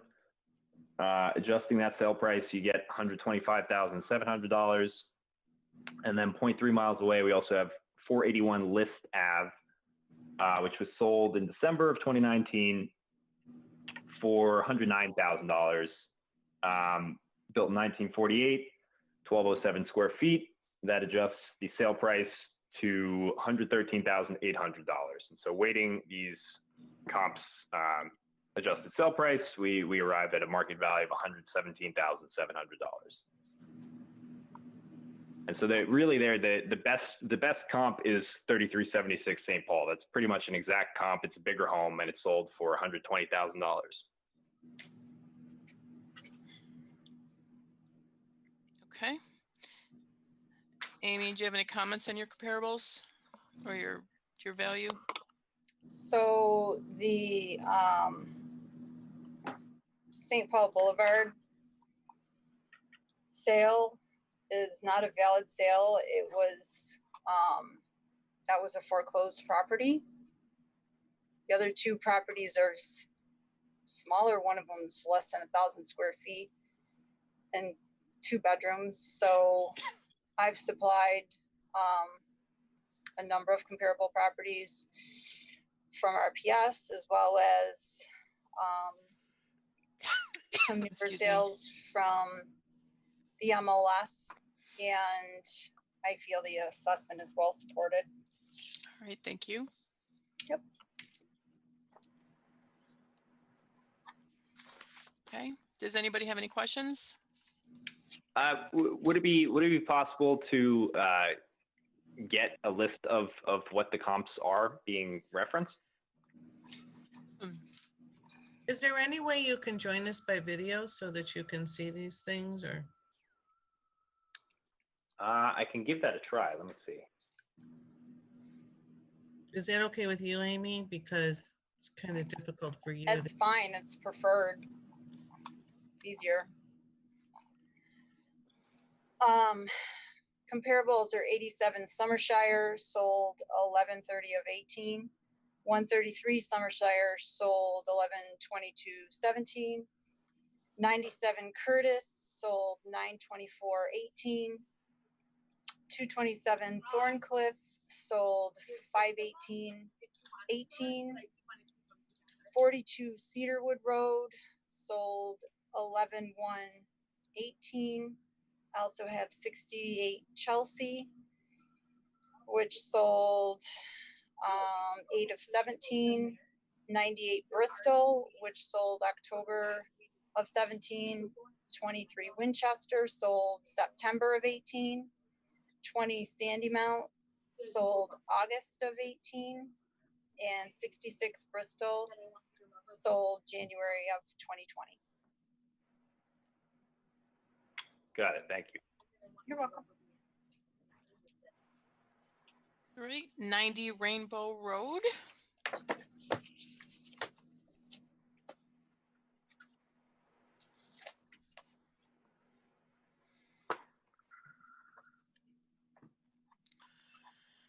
The current assessed value on this property is $304,800. And Amy, could you tell us what prior year assessments were? So in 2017, it was assessed for 270,800. And in 2018, during the reval, it went up to 304,800. Any record of that being contested? Or grieved, rather, sorry. No. No, okay. All right.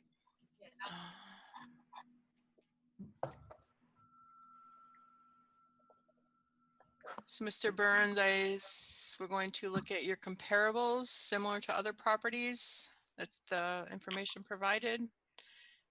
Okay. Yeah, correct. So here for 90 Rainbow, like you said, the assessment is $304,800. That translates to a market value of $334,945. We believe that the market value of this property is closer to $220,000. So specifically what we have listed here is $222,800, which translates to an assessment of $202,700. So they're asking for an assessment way below even 2017. Is there an appraisal or anything to support that other besides the comps? Because there's a very large decrease from when it was assessed in 2017. Yeah, I mean, the 2017 assessment was not really relevant in my determination of based on the state of the market and what homes similar to this surrounding it are selling for. That's all I was looking at in my determination of what the value of this home should be. And 2017 is using a valuation date of July 1, 2016. It's dramatically out of date in terms of any current context. I don't think that would be really relevant in my determination of value at this point in time. So first comp I have here is 904 Kings Highway. It was sold for $169,000. It's a ranch built 7 years prior to our subject.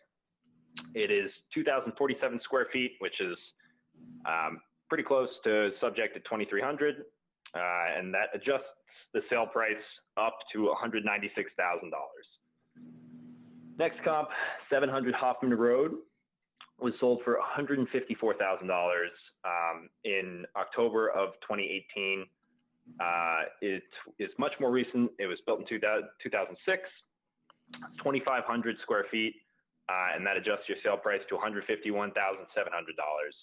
And then these next three comps I have are in a superior area relative to our subject. And I want to make note of the sale price of all of these comps and that the fact that, they're included despite being in a better area, just to evidence that the assessment of this subject is dramatically off market. So 181 Huntington Heights, it was sold for $260,000. This is now 0.6 miles away from our subject. So those first two homes were 0.2 and 0.16 miles away respectively. We're now moving farther away to get these higher valued homes.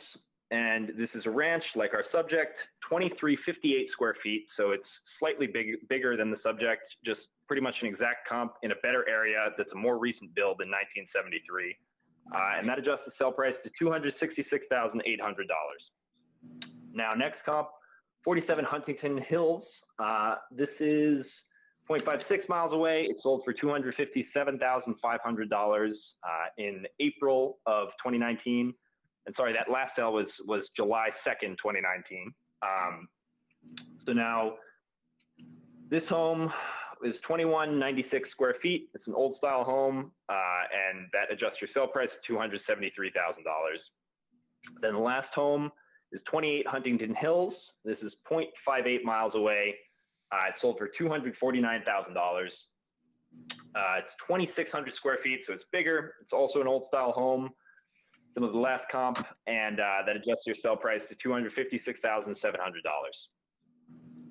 So weighting all of those adjusted sale prices together, we arrived at a market value of $222,800.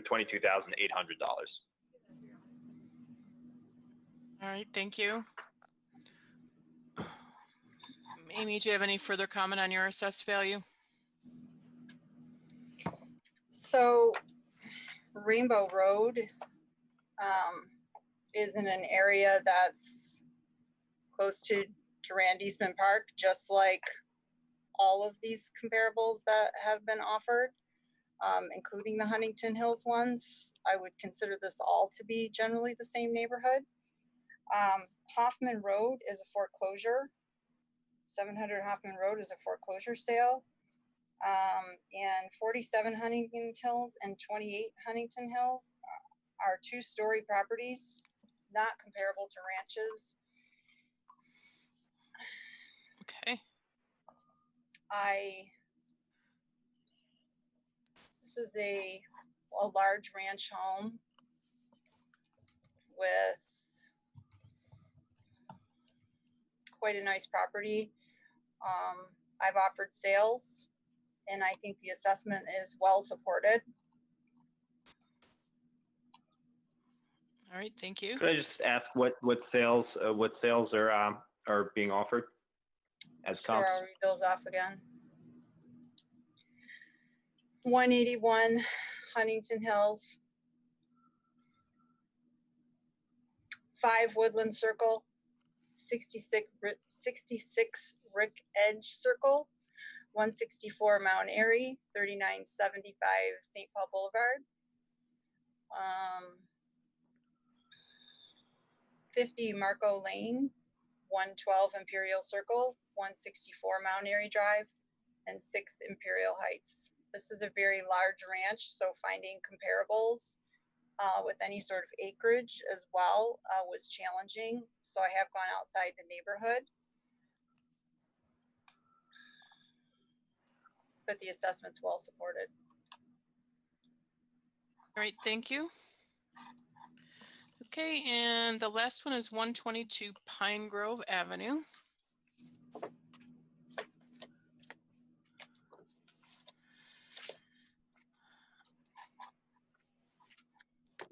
That is a current assessment of $111,600. And Amy, could you tell us what the prior year assessments were?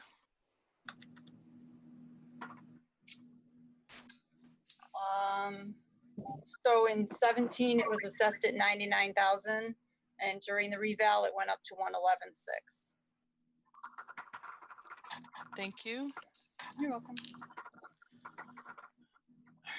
And I'm looking at your paperwork, Mr. Burns, and it's all similar. So we're down to your comparables.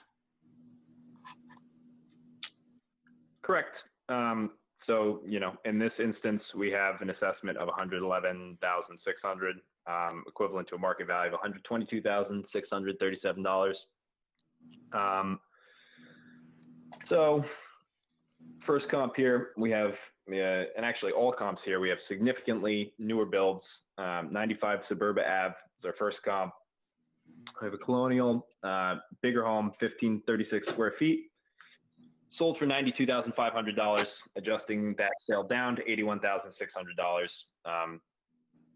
still below what we're actually requesting in terms of a market value here for a sale of a more recent, bigger home. 216 Pinewood Trail, 0.24 miles away. That first home was 0.25 miles away. Sold for $80,000. This is an old style home, yet still 76 years more recently built than our subject. 1280 square feet, so pretty much exactly the same size. And there's actually a 0% net adjustment there. So that sale is $80,000 even when adjusted. Next comp, 58 Demont Street, quarter of a mile away. Sold for $107,000 rather. Built in 1929, 1,000 square feet, just that sale price up to $115,600. So weighting those sale prices relative to how similar those homes are to our subject, we arrive at a market value of $88,600. All right, thank you. Amy, comments on the comparables that Mr. Burns used? I'm not showing any of those as being valid. The first one's an estate sale. Second sale was distressed. It was in poor condition when it was sold. And the third one was a flip and not a valid sale. I've offered a number of sales that I feel are comparable, and I think the assessment is well supported. Okay. Are you going to want those sales, Mr. Burns? So yes, but first I would just, want to add, I don't know how determinations are being made if sales are arm's length or not, because it's said that, this was an estate sale, this was a flip. The first sale that was mentioned as a estate sale is determined as arm's length by the state. It's been used in the calculation of coefficient of dispersion and the RAR. A flip, there's no evidence of a sale being distressed just because someone's trying to flip a home and improve a home that's in distressed condition when they bought it.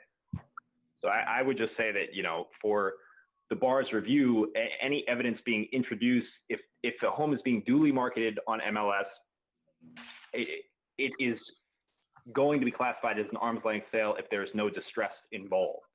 So I would stick to the legal definition of if a sale is arm's length, not if, there are subjective determinations being made on whether a sale is high or low, having any bearing on it being arm's length or not. Okay. Well, we'll consider your comparables in addition to the town assessors when we review this after our call. But let me give you those properties.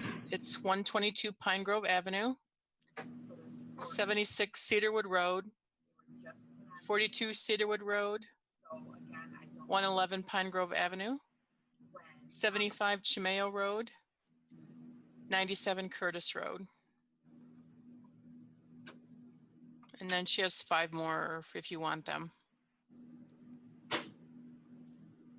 Are these ordered in terms of the, most similar comps? If that's the case, Okay. The first 5 are Right. fine.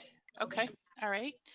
Right. So thank you for your time. So what's going to occur is after all our meetings today, we review everything you've presented in addition to what the assessor has presented to us. And you, as you probably already know, will receive letters in the mail within the next 14 days. Excellent. Thank you very much. I appreciate You're your time. welcome. All right. Thank you. Bye-bye. All right. So we're late for our next call. Mr. Brozak.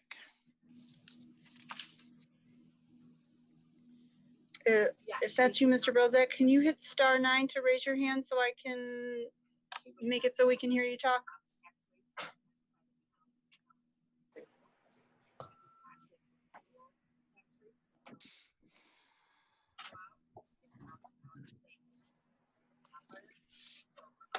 I'm going to assume that's him. I'm going to enable it just so we can check.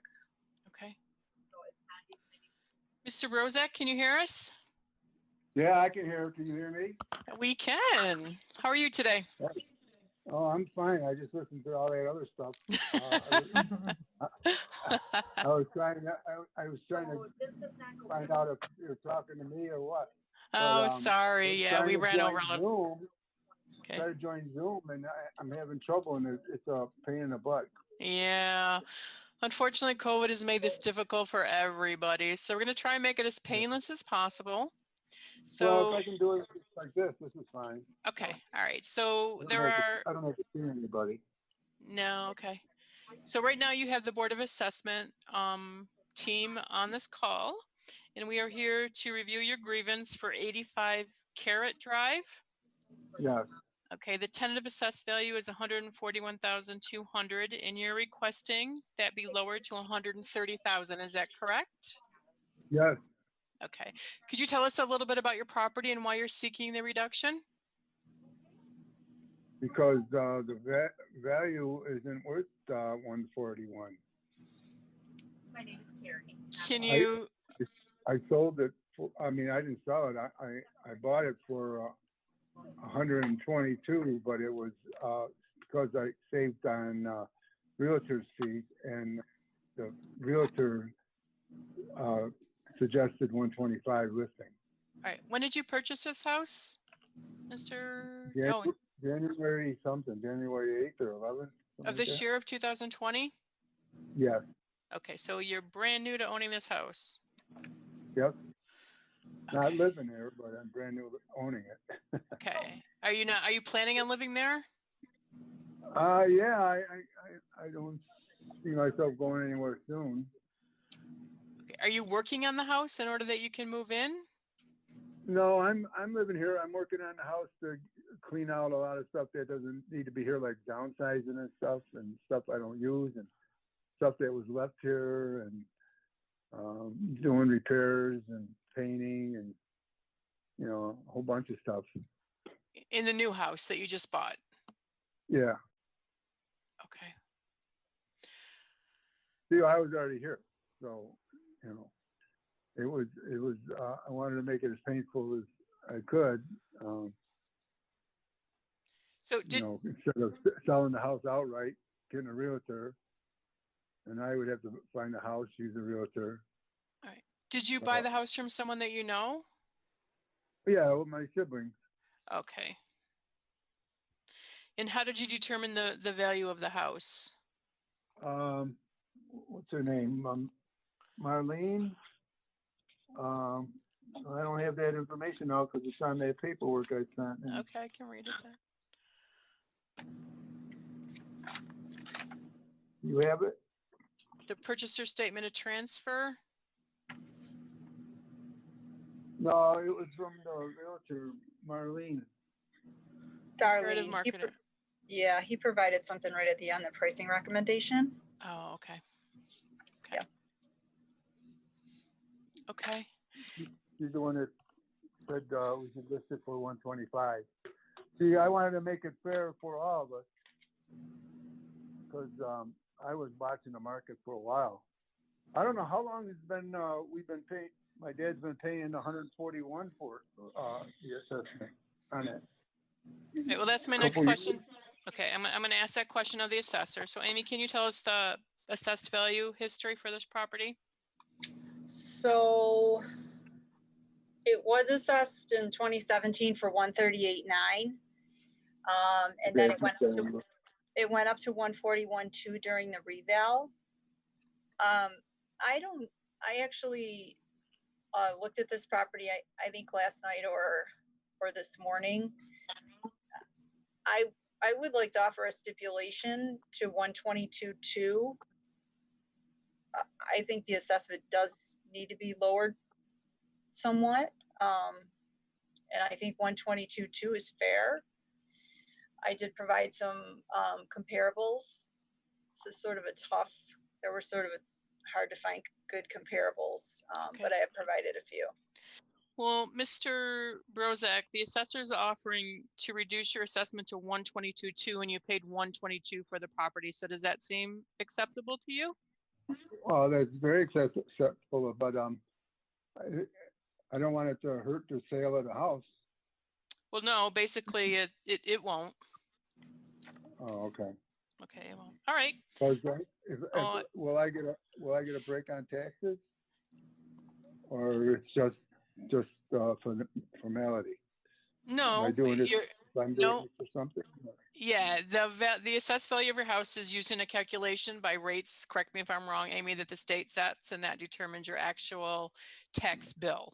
Well, the school Price. board sets the school tax rates, and Yeah. then the town and county rates Nice. are set by the town and county. Those haven't been determined yet, so we can't tell you what your tax bill will be, but we can tell you that the assessment is going to be lowered for the property. All right. Okay. All right, and you'll get I a, just hope I'm doing the right thing. That's all. I'm not too sure, but I don't want the assessment, well, it's hard to Because lower, that's right. it's hard, just commenting on the board, it's hard for us to lower an assessment below what somebody purchased because you sort of set that value for the house. Well, he's, oh, yeah, I'm saying, I was gonna be happy with 130. Okay, yeah. Well, you can say thank you to the assessor. Okay, Okay. thank you. All right, all right. So what will happen is in 14 days, you will get a letter in the mail that will document this for you and state the new assessed value. Okay. All right, thank you, Now, Mr. Do Go I have ahead. to contact my bank because they're taking care of my taxes and my mortgage? No, when you get your, depending upon how it's set up, I'm probably not supposed to tell you this, that the tax bill, you'll either send directly to your bank or it's already set up that the town sends them directly to the bank. Oh, Or okay. unless you don't have it escrowed, so then yes, you have to deal with your bank. I'm not sure what it's set up as. All right. Well, I'll just call them anyway. Okay. All right. Well, thank you so much for your time and have a good evening. Okay. Thank you so much. You're Bye. welcome.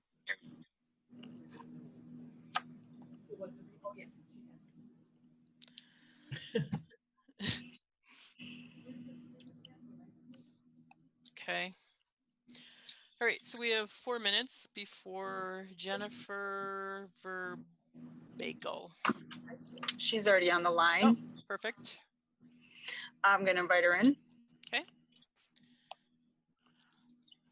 Okey-doke. Hello? Hi, can you hear us? Yes. Okay. You are meeting with the members of the Board of Assessment for the town of Arundequoit, and we are Okay. here to hear your grievance regarding the tentative assessed value of the property at 417 Bayfront Lane North. Yes. Okay, it is currently assessed at $180,000 and you are seeking a reduction to $40,000. Is that correct? Yes. Okay, could you tell us why you're seeking the reduction?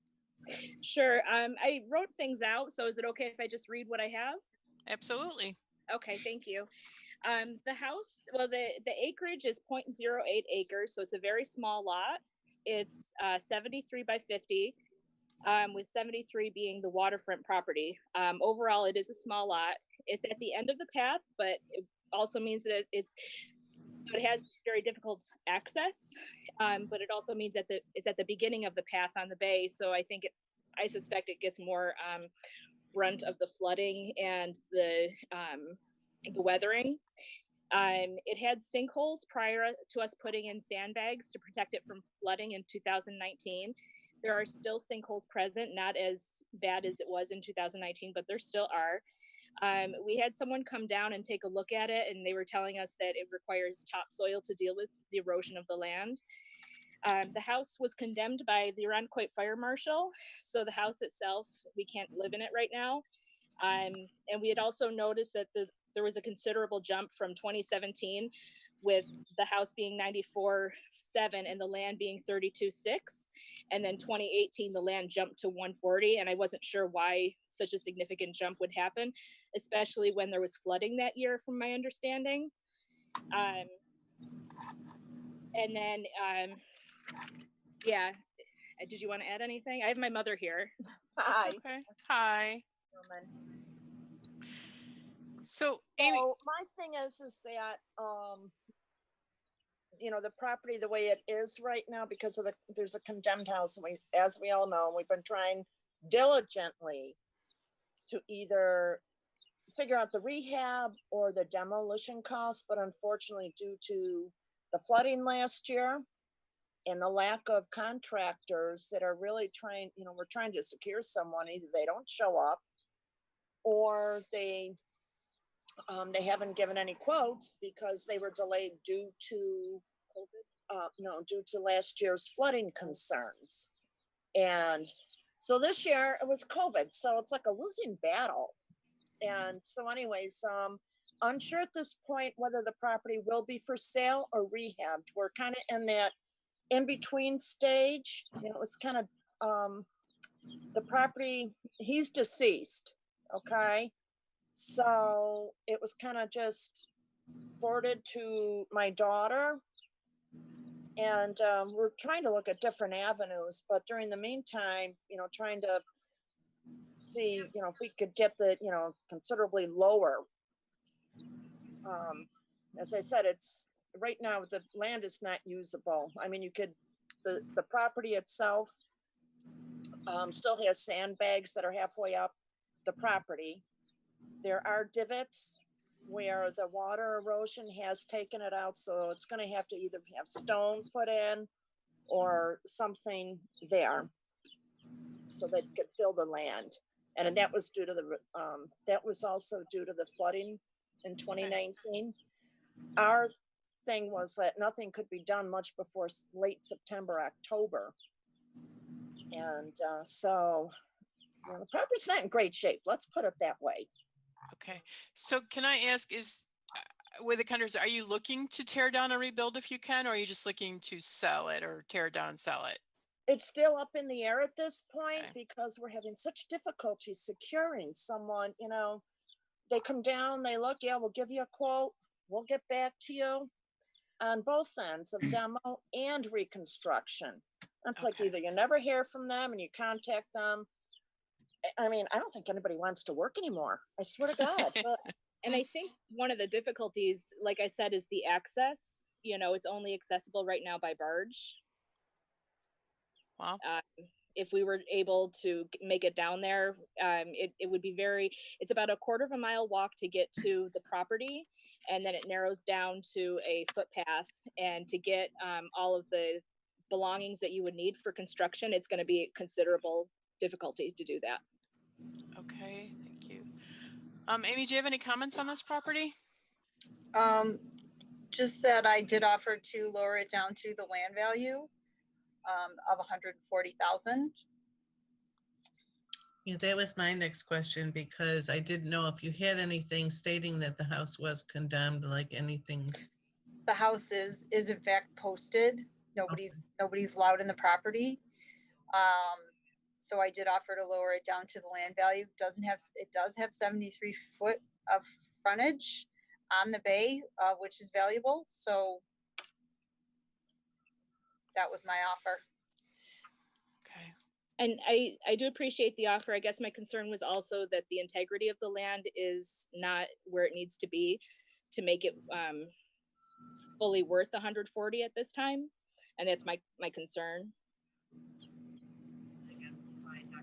Did you apply for any grant money for the erosion? I didn't, because he wasn't living there at the time, so I thought I wouldn't qualify for it.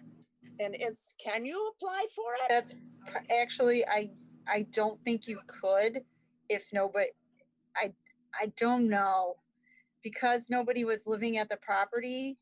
Yeah. But also it was condemned, so I'm unclear about that actually. Yeah, yeah. Right, and that's what, you know, if we could find an avenue that someone knew where and how and what, you know, to give some direction as to what to do, that would be very beneficial. It would probably have to be proven that it was deemed that way by the flooding, which I don't think is the case. Okay. And I think that's what would need to happen in order to qualify for that. That would be my understanding, but again, I'm not in charge of that, so that makes sense. Right. Yeah. Understandable. The house itself wasn't flooded. The house, I didn't go to the basement. It did get flooded in the basement. Right. Not totally, I would say in the front portion of the house, on the north end of the house, where the water really came over the dock and over the break wall. And it's not as, I couldn't tell you how far back because I'm terrible with measurements. So I could not tell you, but there was water in there. It did recede eventually in September when the water started to go down, when the water receded itself, when they lowered the levels on the IJC board.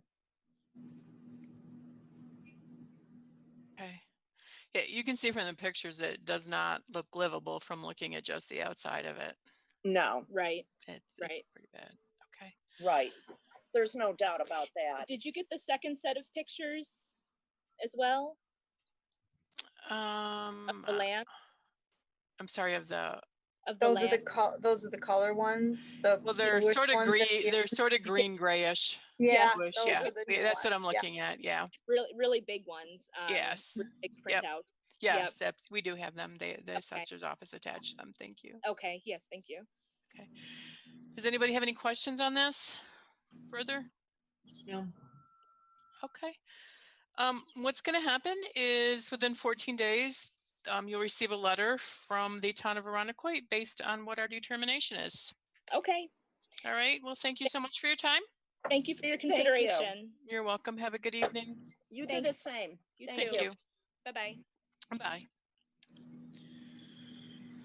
So we have there's a little bit of a break in here. We weren't able to fill this 4:30, so the next one is 4:45. I'm gonna just check and see. I don't see anybody in there, so I'm gonna time out for a little bit. Yep. Okay. If you guys wanna do what you're gonna do, and then I'll come back at 4:45. Is that good? Sounds good. Okay. Or if, I guess if you notice she's on there sooner, and you want to text me, that's fine too. All right. I can do that. All right. Thank you. Yep. Here she is. Hi, Yeah. Amy. Hi.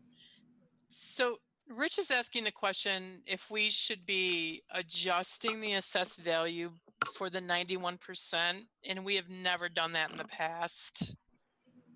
I already did that. Well, that's for And your determination.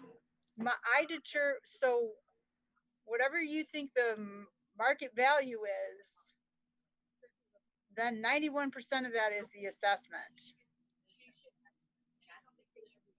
So the The form number, you can see all the numbers that I've given you are the market value times 91%, which is the assessment. So I don't know what else to say about that. So if we look at this form and we decide that a property is worth 100,000, the assessment should be 91,000. Is that what you're saying? I don't know what form you're talking about. The one that we signed. If your determination is what the assessment Right. is. What form are you looking at? That's- The grievance? I'm just remembering the form from last year in my memory. I got the form right up here. The best. Mm, Schedule of complaints. Grievance day. Right. So whatever your determination is the assessment. That should be the assessed value. So if we determine that we feel the true value of the property is 100,000, we put down 91,000. We've never done that. It depends what you're determined. Like, I can't answer that because I think his question is if we want them to be assessed at 100,000, do we need to change that number, increase it 9% to get one? So you're going to change it, discount it down to 91%. whatever Am I you correct? put, Is that what you're asking? Yes, Yeah. you're back into it. Whatever we Right. put is what Amy is going to put down, I believe. But whatever you put is what I'm going to put the assessment at. right, and she's already figured in the 91. Yeah, but it's not gonna be figured in again. If we're determining that the value is X, if we're determining that the value is $100,000, we should put our assessment at 91,000. No. Well, you're saying you're not saying market value. If you think the full market value of the property is $100,000, then your determination should be 91. because Okay. that's what you think the assessment should be. Okay, There's, very good. does that make sense? That's, makes sense to me. I didn't Okay. think of it until we got halfway down the road here. That's why I've made it clear on all my documentation, what I think the full market value is, and then Yep, I've multiplied it by 91%. yep, that's what generated the question. Thank you. Okay. Are you guys still working? Should I step out again? Yeah, we haven't even done one. Okay. Okay, I'll be back. All right.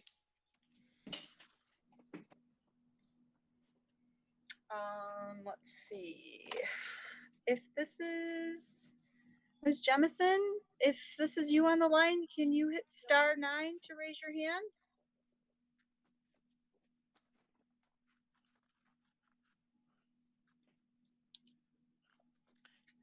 Can you hear us? I'm gonna go Not ahead do yet. and allow her to talk, Okay. just in case. Well, I don't know if it's her. Miss Jemison, can you hear us? Yes, I can. Okay, good. We weren't sure if it was you or not. Yes, this is me. Okay. So you are meeting with the Board of Assessment to review your grievance for the property at 80 Bayview Road. The tentative assessed value is 163,700, and you are seeking a new assessed value at 120,000. Is that correct? That's correct. Okay. Could you tell us a little bit about why you're seeking this reduction? Well, one thing, well, it's a whole bunch of things, is because of where my property is. I'm right in front of exit 9 coming off the 590 ramp. Okay. And I get all kind of debris. I think because the cars that come off that ramp, they goes up north and up into the city. And I think everybody that comes off 490 North, maybe it's 590 North, they dump all of debris right in front of my house. And I'm out there constantly every day picking it up. Okay, the state won't cut the grass. Okay, I got all kind of critters and everything. I can't even sit outside. And it's, and in the wintertime when the snow plows come by, they always miss that curve. They get my mailboxes. It's just bad trying to live there. I can't live like the other residents, on that street. Okay. Amy, can you tell us what this property was assessed at for the past couple years? So the prior assessment in 2017 was 120, and during the reval it went up to 163.7. Yeah, that's almost 35%, and which, it doesn't make no sense to me. Okay.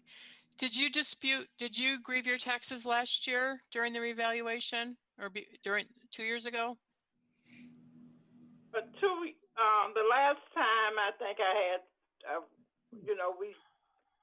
went over all this with them because they had put it up one time before, and I went through all this, and they dropped it back down to 120. And then 2 years ago, they put it back. Went up to 163,000, and when they did that, I missed the deadline, so I did it this year. Okay. Amy, you did a stipulation on this, didn't you? It did. You can see I did an evaluation, and I took into consideration her location, and I offered a stipulation. But What'd you offer? I think 143.3. And so she wanted to meet. Okay. Yeah, because I asked, could I meet with somebody? Because I still feel like that's high for the conditions I have to live in down here, Because if I could sell this house for $100,000, I will. Because it's, I can't live like the other people live down here because of where the house is located at. And then here is that we have the 14609 zip code. So it's combined with what the city have. So my insurance is higher because, it's connected with the city. So we have to pay a higher insurance. And every, in the wintertime, we constantly out there got to repair your mailbox. You got to buy another one and put it up. It's just, my house is just sitting in a real bad spot. All right, how long have you lived in the house?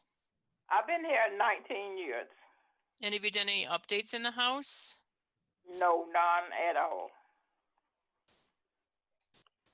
Okay. All right. Do you have any further comments on your comps, Amy? No. Okay. All right, does anybody have any questions for Ms. Jamison? No, I do not. Okay. All right, so Mrs. Jamison, we're going to look at the information that you provided along with what the assessor has provided us, and we'll make our determination, and you'll get a letter in the mail in about 14 days. Okay, then I appreciate it. And I appreciate, if you consider all the. We will. All right. Well, thank you very much for your time and have a good evening. Thank you. You too. You're welcome. Bye-bye. Bye-bye.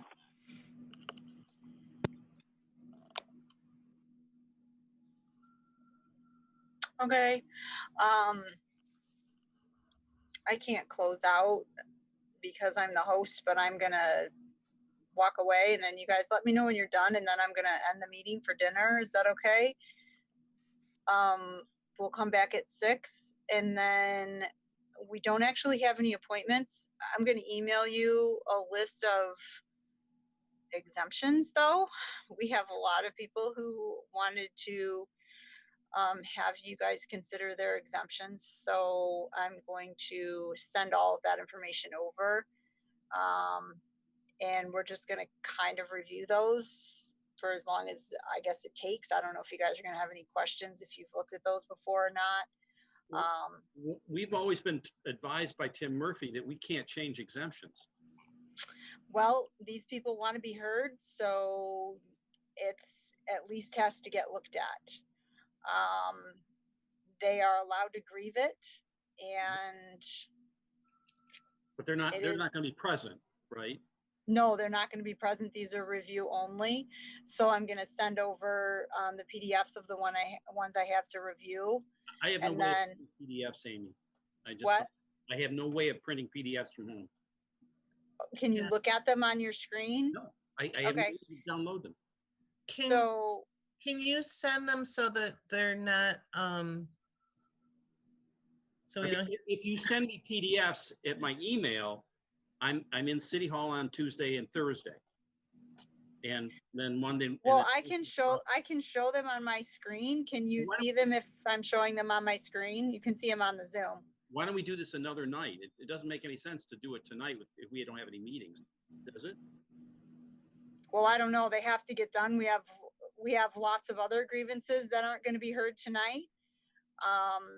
Well, are there at least 3 other people who are available? We only need 3, right, Amy? Yes, that's true. So why don't we do this so Scott doesn't have to hang around? We can look at them on your screen because we've always been told not to do them. So from my perspective, I'm just going to deny every single one of them. I'm just saying it right up front because I don't know what's changed in it. Now we're supposed to look at those. Well, it's always been grievable. And I think the idea is to give a kind of a relief valve for people who are frustrated, and we listen to them. But if they're not on Zoom and we can't do anything, it doesn't make much sense to spend a lot of time on them. Well, they at least need to be heard. That's, we can do that.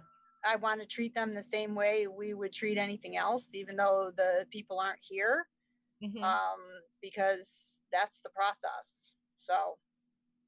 And what I'm also wondering, Amy, is can we take time to have our own Zoom to actually discuss all of these cases so that it's not recorded? Can we set up our own Zoom? Because we've never had to record or document our discussions. Yes, you can set up your own Zoom if you guys want to do that. But you're going to do that, Darlene. I'm using work computer and I don't want to do all of that on there. So if you want to set it up and send the links to us, to me to dial into, I'm fine with that. I have to. Well, I could set it up for you guys. You can tell me when one of you can be the host. We can set that up for you through the town's account. That's fine. Okay. Or if you want to do it yourselves, either way. No, that would be okay because then they won't record it, right? If it's a separate Zoom. Right. Okay. Yeah, why don't you have them do that then? Have your IT people. I mean, I've got a Zoom account. I Zoom with my kids all the time. So if everybody wants to send me their email, I'll send you all out an invite. Mm-hmm. I mean, I can do that. That would be very simple. Okay. So when I'm stepping out, your deliberations aren't being recorded right now because they are supposed to be private. So they're not recording them. They are turning it off and on when I'm leaving so that those are not being recorded. Oh, okay. So they're muting everything so that the recording can't pick it up. Right? It's not being recorded. Oh, okay. Are you're good then? Yeah, I'm good with it. Okay, we can just stand here. Okay. So I'm going to step out for this one. And then when you guys are done, just let me know and I'll end the meeting. And then do you want to come back this evening? Are there 3 people who want to come back and hear those, or do you want to do it on a different night? I'm fine with that, but I'm going to be here till 8 o'clock. So yeah, I'd like to get it out of the way. Okay. My opinion. How long will it take, you think, to do it tonight? There's probably, we maybe have 10. Okay. And really all it's going to be doing is I'll just present each of them and you guys can look through the paperwork that they've offered and then that's it. Okay. Sounds good. I'm available. Anybody else? I can do tonight. I can stay on. Let's get our deliberations on these others done first. Yeah. Okay. So, when you guys text- are done deliberating right now, just let me know. I'll come end the meeting and then we can start back up at 6. Okay. Okay. Okay. Oh, there's Amy. Okay. So we'll see you back at 6. Okay. Yeah, we wanted to ask you something. We used to do partials. We can still write that on something too, can't we? Sure. Yeah. Okay. All right. And just for clarification, because I don't remember, a partial just means that it's for that year and then it gets reviewed again next year. Is that correct? Yeah. Perfect. Okay. All right. So it's 6 o'clock. We're going to sign in again, or we leave this open? Okay, we sign in again. No, I'm going to close it for now, and then we'll sign back in with the same credentials, and we'll be able to. And I'm going to send over the exemptions so you guys can look at them. Okay. Okay. And then for me signing everything, I guess we could do this afterwards. Are you at the town hall every day, or you only work part-time, or 4 days a week, or you're limited hours? We're here all the time. Okay, so I'll just coordinate. You tell me when the files are ready and I'll just stop in and fill all my numbers in. I'm keeping them in a notebook. Okay. Okay.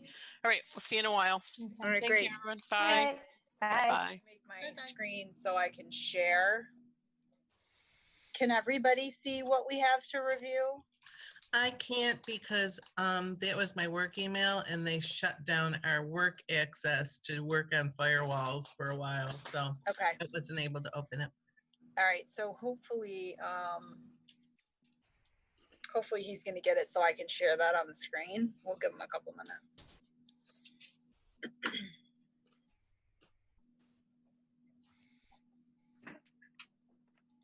I can try to go back in a little while and retrieve it.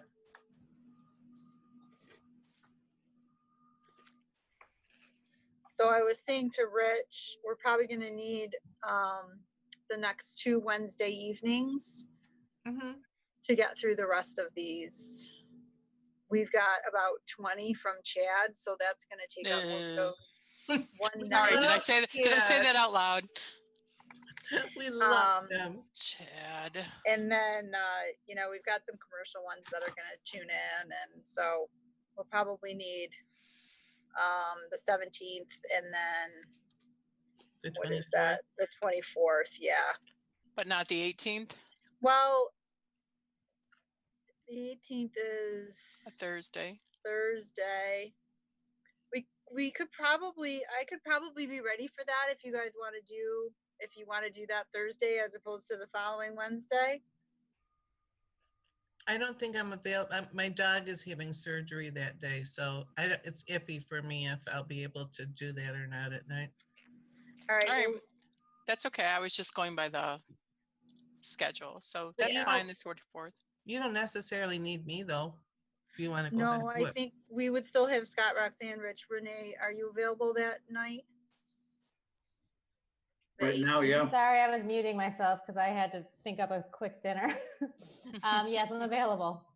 Okay. So we could do the 18th if you guys want to, if you want to get it done sooner rather than later. That's fine with me. Okay. All right. So we'll do the 17th and then again on the 19th or the 18th. Sorry.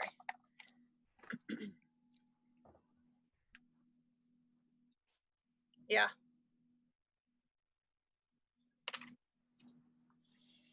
No. So Amy, can I ask you a question? Sure.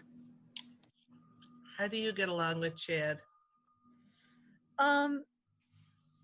Actually not too bad. We've so I had Scar with him last year, and so my opinion is if I can stipulate something and I can't support the value, I offer what I can support. And I'm pretty, I don't know if generous is a word, is something, but I try to be flexible and understanding. So we have a pretty good working relationship. Okay. And he did submit 33.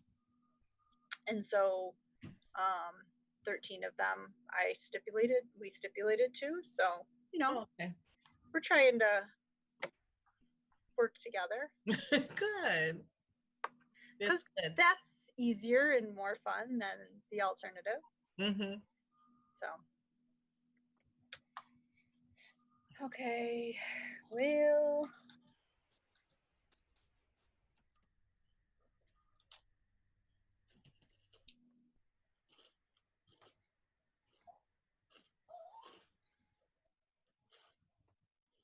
I wonder if hold on.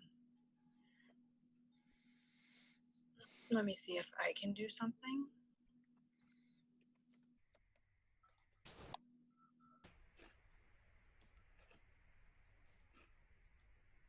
I fixed it. I could have done it the whole time. Sorry. Tom's like, really? I didn't realize I could do it. I should have known that. Dang it. All right. So whenever you're ready to get started, Roxanne. Ready.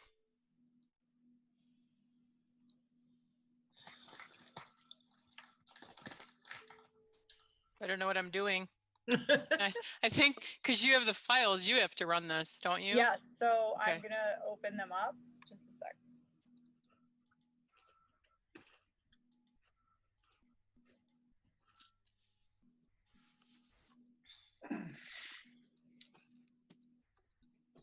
So I did send them to you, though.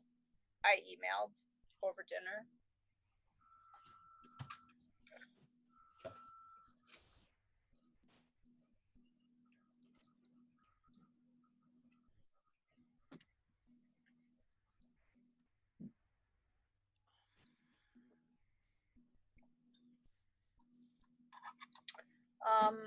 Okay, so this is 204 Pine Grove.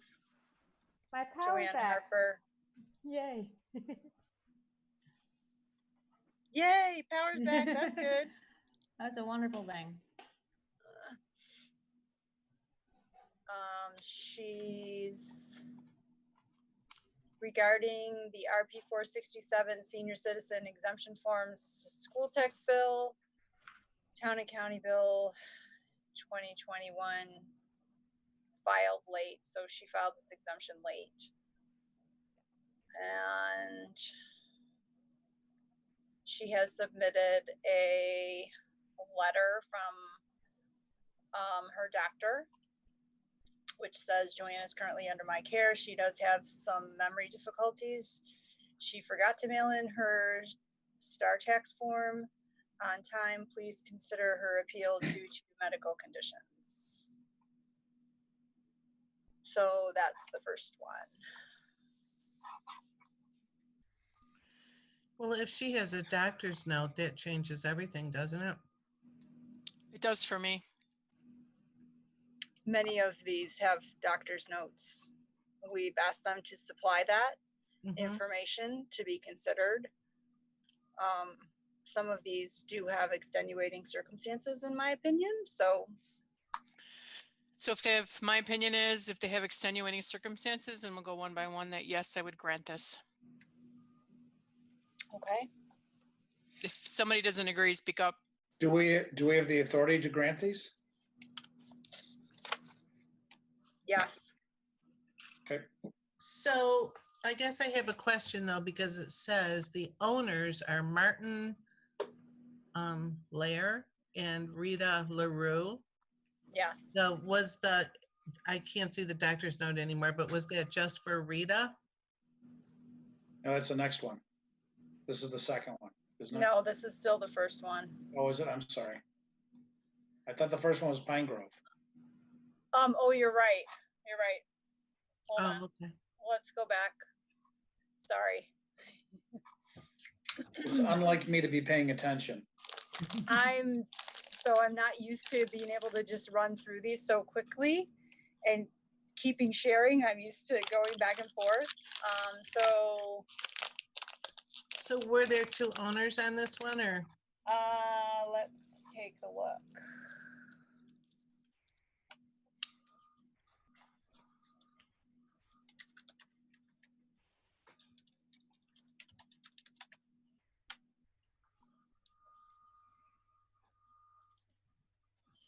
No, Joanne was the only owner. Oh, okay. Okay. So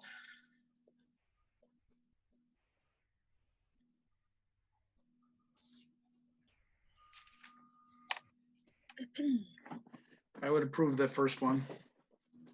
okay, so now we're on to the second one. I'm sorry, I'm gonna start Wait, back up. so is Joanne at Pine Grove? Yes. Yes. No. Okay. She was Okay. at Pine Grove. Okay.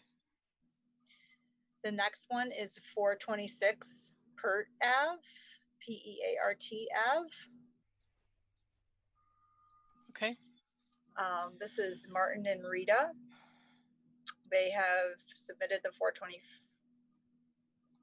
or the 524 form. I'm going to get down to, they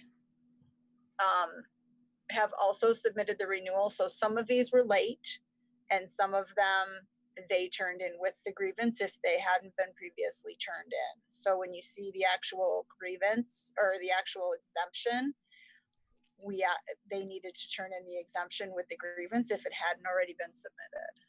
So is the issue in this case strictly the exemption? I don't know yet. Hold on. And these are all renewals. So these are people who already had this exemption last year. So this is the note. Martin and Rita LaRue, 426 Peart Avenue, dear assessor, 2 hospital stays of 12220 and 2220. Left our world overturned and frazzled when I got home on 2/28, 2 days from deadline. I was not capable of doing any paperwork, computer work, or any work of any kind.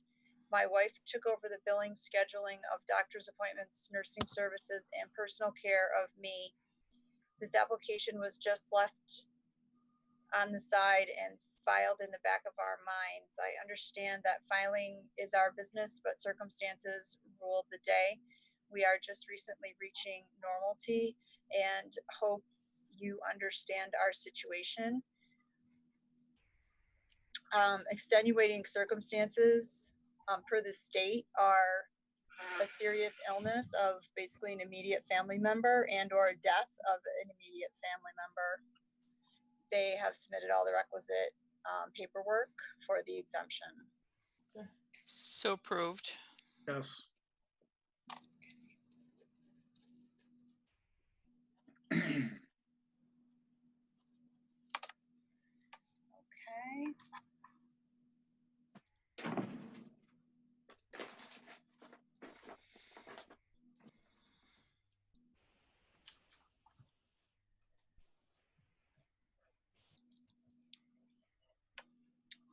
Okay, the next one is 3170 St. Paul Boulevard.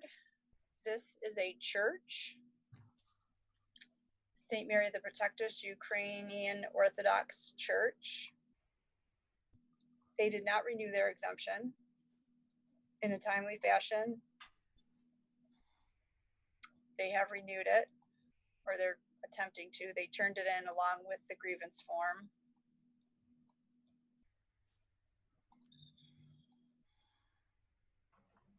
The reason, oh, they filled that out in your section. Excuse me.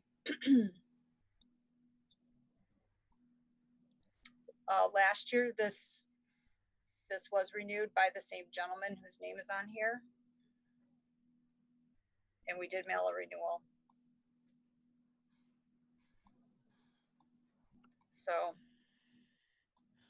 So they don't meet the criteria. However, I'm not going to get struck down by a bolt of lightning, so it's approved.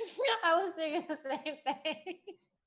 Well, I think it was just an oversight on his part, because that doesn't meet any criteria. I don't think just because it's a church, I don't know. I wouldn't, but You know, I'm a member of the board of directors of the Sunset House, and we did not apply last year timely and never thought that we could apply late. So I would vote no on this. All right, we got 2 yeses and 2 nos.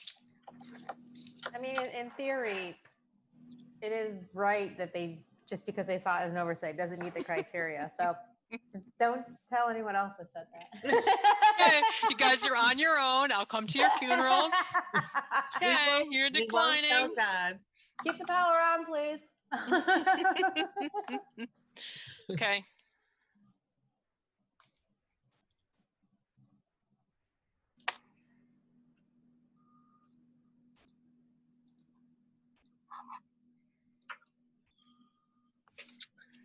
Okay, next up we have 21 Mayfair Drive, Mary Ann Smith.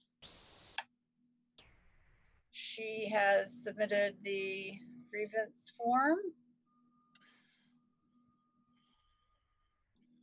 Tell me if I'm going too fast. Just trying to get to the information where it's relevant.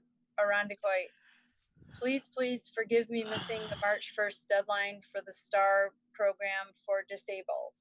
I have missed it before and it was an awful hardship. I am disabled on SSI and get about $530 a month. My boyfriend lives with me. He pays the bills and I give him most of the money I get, but I do not have access to his money. Why did I miss it? I don't remember ever getting a reminder to pay. I was the sickest I ever was from beginning of January to the end of February and then some. I am one who doesn't go to doctors much, but in the months January and February, I went to my primary at least 5 times and urgent care 3 times. I have never had a hard time breathing, but to get up and go to the bathroom, I was panting. I could barely make it. I sat on the love seat during the day and slept on it at night. For first time I ever had inhalers and nebulizer, documentation enclosed. I have terrible memory problems. I have been tested for Alzheimer's and dementia and have neither, but have major problems, documentation enclosed. I have lower back pain, been disabled since 3/15 of 1993. I used to live in terrible pain, but the last year and a half, I found cortisone shots and have changed my life. I suppose I was supposed to get one in November or December, but workman's comp only pays for 3 a year, and that would have been my 4th. So I was back in terrible pain. Pain just makes my brain even worse and hard to think. Documentation enclosed. My house is in terrible condition. The outside is an eyesore. My boyfriend finally agreed to have it painted and scraped and rotten boards replaced, and that is costing $7,000 to $10,000 depending on what they find. I'm afraid if we have to pay higher taxes, it will get put on hold again. I am the homeowner. It is where my mother grew up, but when I put in for assistance to get something done, I have to put his salary in, and that is not right because he does what he wants with his money. Like I said, I have no access to it, and he gets money, most of my money. Picture enclosed. Thank you for your time. Then she's included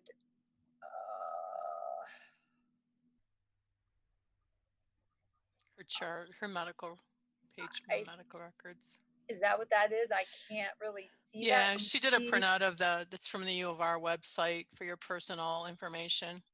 Okay. So she's showing us she was at the doctor's. You see 6 times. Her note.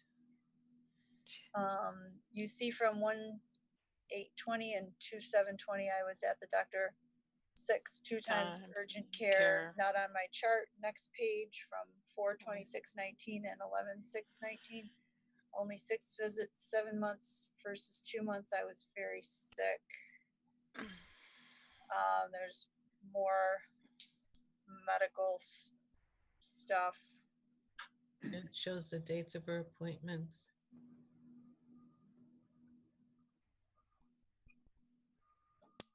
I'm okay giving her exemption. Yeah, good by me. Yep. I'm not fine with me. She sounds like a hot mess. She went to all the trouble, and it's not like we're not giving her something if she'd done on time she wouldn't get, so, okay.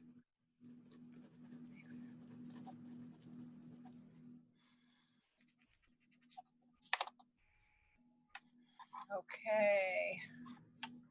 Next, we have 105 Carroll Drive, Marion Christo.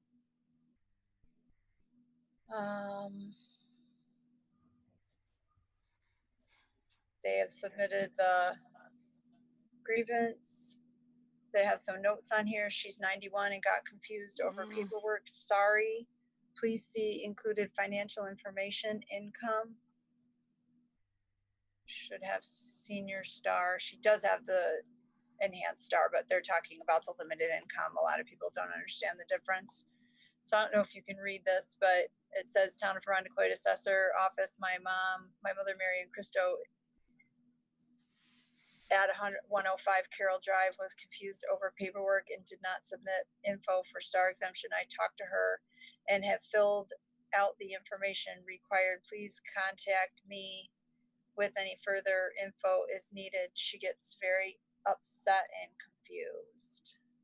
Did she miss it like 2 years ago? It seems like I remember her. I remember that name. It was a year ago, 2 years ago. I don't remember, but it sounds very familiar. So I don't have any, well, let me see. No, well, not according to this note, these notes, so. She included the denial letter that we sent her.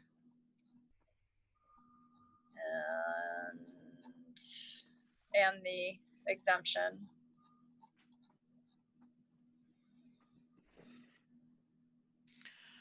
I hate these. She's 91 years old. I know, so is my mom, and I can totally get it. Yeah. I have to do everything for her. Lately, I get it for myself, okay? I know, but if we did it, it wouldn't matter. I know. Well, I get that part. Then I want to go, okay, her son, why doesn't he have it on his calendar to take care of every year? Yeah. Bad child. These are really hard for me. I have a hard time saying no to 91-year-old. What do you guys think? Yeah, I have a hard time as well. I figure if I'm going to hell, what's the difference? All right.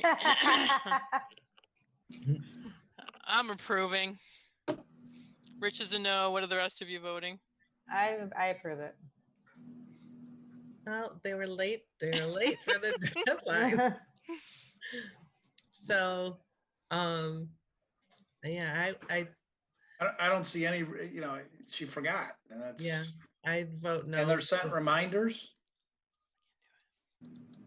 Are they sent reminders on these? They get the renewal in the mail, yes. Renewal.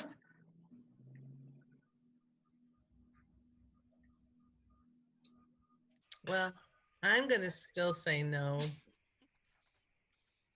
If she had some type of documentation from, somebody, it would be different, but.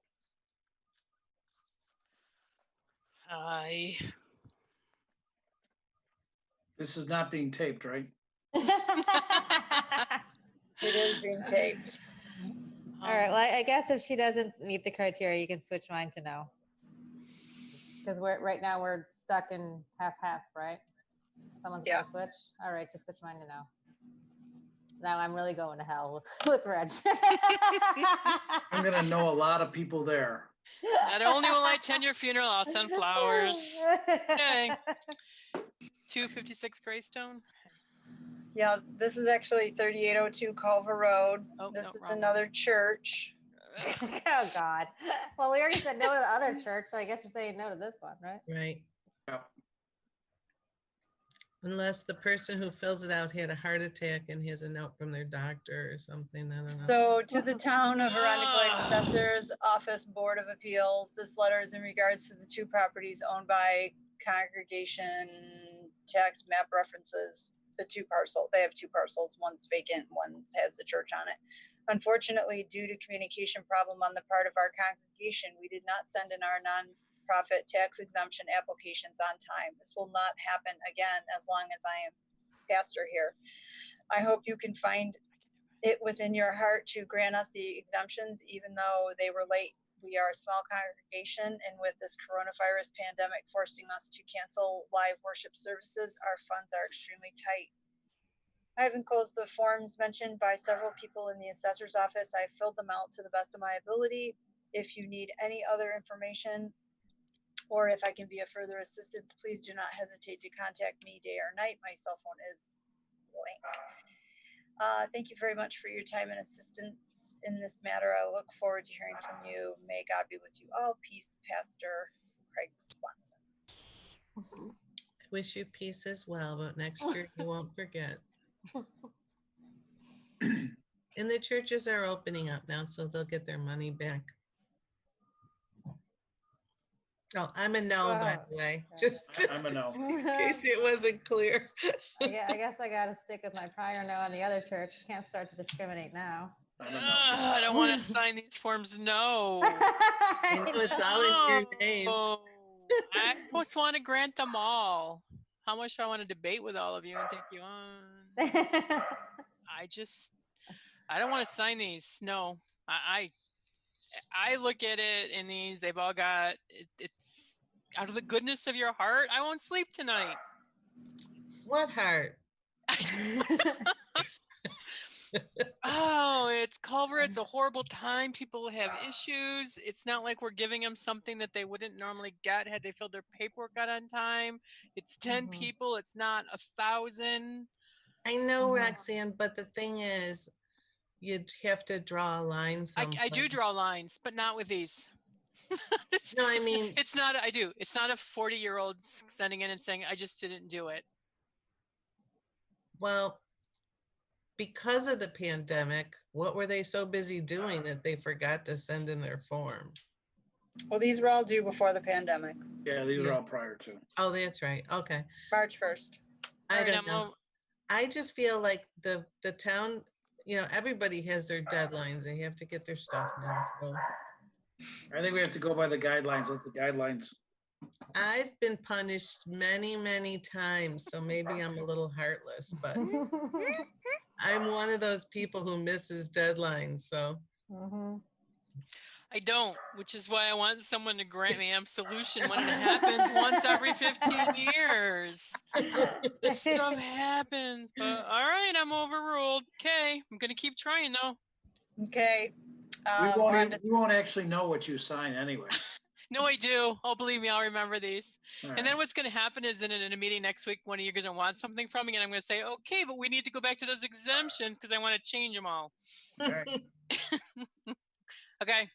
370 Ellenwood Drive, Robert Sherry. Can you close the door, please? I'm in the meeting. It's okay.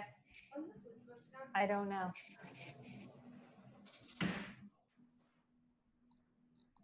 To whom it may concern, I have been taking care of business matters for my friend Robert Sherry, 370 Ellenwood Drive, for several years now, including making sure his property taxes get paid and paperwork completed on time. This is based on his longstanding mental health issues for which he receives $10,044 a year in income, SSI.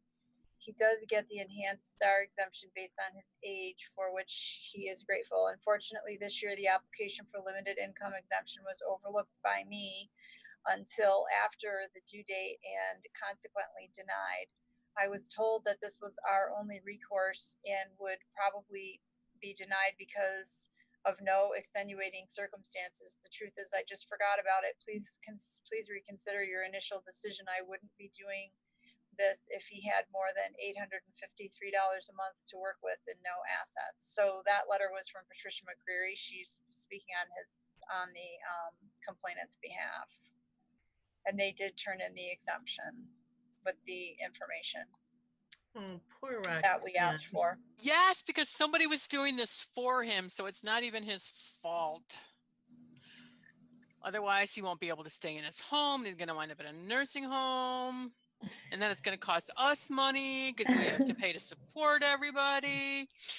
Come on, how about on this one? All right, I approve. Thank you, you guys. Come on, Darlene. Do we have anything from his doctor stating that he? No, it's not him. It's her. It's the person taking care of him who screwed up. So there is no doctors. She did screw up. But it's not him who screwed up because he would have an excuse from his doctors because he can't take care of himself. I know. Come on, Renee. I know Darlene's going to stick to it. These really suck. I want to say yes to all these too. Because didn't we say, wait, who have we denied so far? The two churches? And then wasn't there someone else? But I can't even remember. Yeah, we declined the two churches and we declined The 91-year-old lady. Yeah. Wait, we did.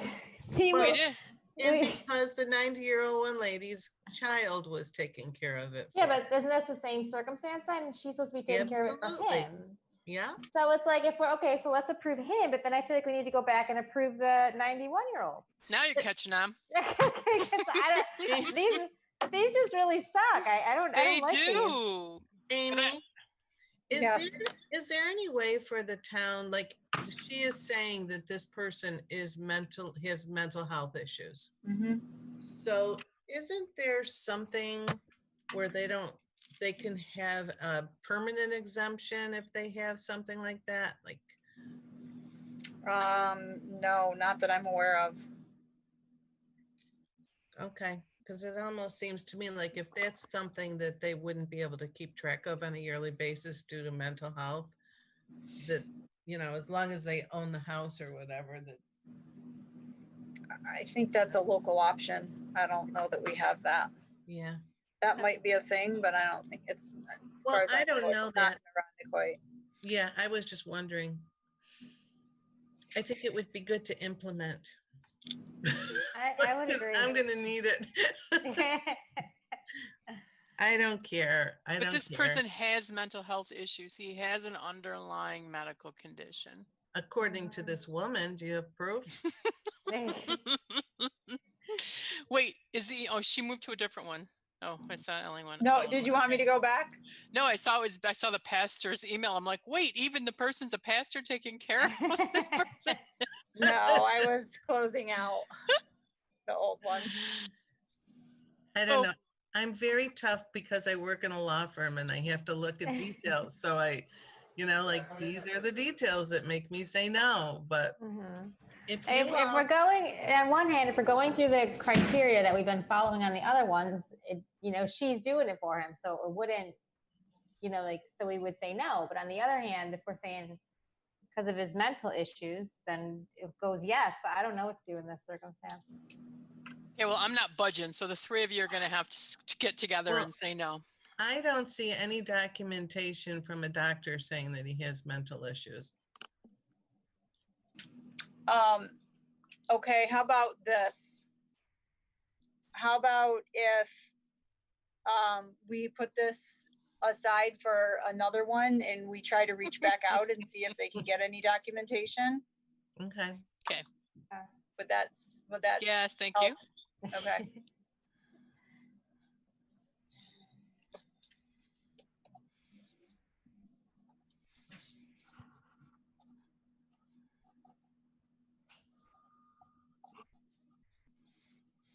Maggie, go lay down because I'm working. We might be able to negotiate some masses for ourselves also.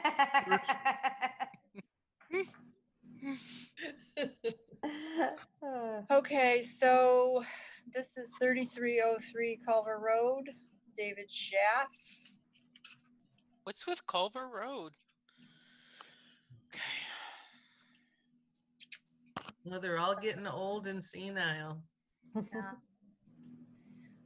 We're gonna try to help these people out in the future, but all right, doctor. I believe you okay. are. Yeah, did you get something about you were going to give him a partial exemption or something up there? He's talking. The limited income exemption is also called a partial tax exemption. Oh, okay. That's what he was talking about. Okay. Town of Arundecoit Board of Assessment Review, with regards to your denial of my application for partial tax exemption of senior citizens, I believe you are in error. According to my 1040 income tax for 2018, which you already have in complete form on page 2, it shows income of annuity 27,868. One time not taxable in inheritance from my mother's estate. Social Security 26,304, taxable interest 303, total 54,502. Even if you deny me the tax-free annuity income, the tax return shows a $19,762 loss as a self-employed individual.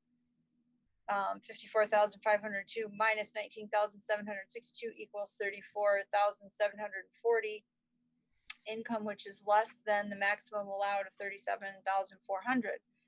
Therefore, I am entitled to the exemption. The reason I paid no federal income tax, page line 10, is because, in fact, I have had no taxable income for 2018.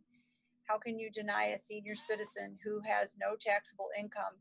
My partial tax exemption is beyond me. This is not rocket science. Please look this matter over carefully and reconsider. Thank you. Make sure you see.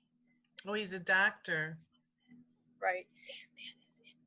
So, per real property tax law, these are configured, the income is configured much differently than a tax return.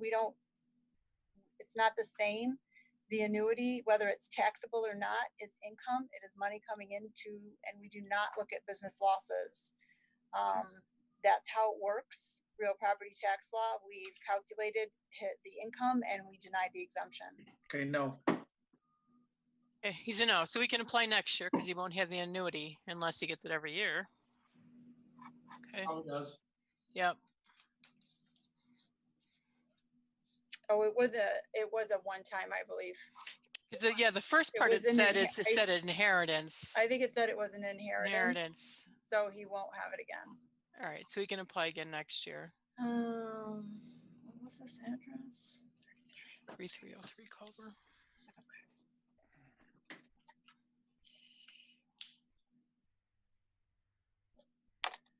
Okay. So we're starting out with an email from Barb, who is somebody's daughter. I have enclosed the RP 524 along with the surgeon's letter stating she was in the hospital recovering from hip surgery. He did make an error by putting START rebate, but he was referring to STAR. They're all confused. They're talking about the limited income senior. My mother has had difficulty, a very difficult 2019 with back surgery 2019, and then come to find out it was her hip. She was in constant pain over a year until her hip operation in February 2020. She is 81 years of age and had put the rebate aside and never filled out until I questioned it and found out she didn't fill it out. My mother lives on $24,000 a year, and this extra expense will indeed set her back as far as I can recall. She has never missed a deadline before, has lived in the house for 34 years. I would plead to the board to honor the 5-day extension due to her hospital stay.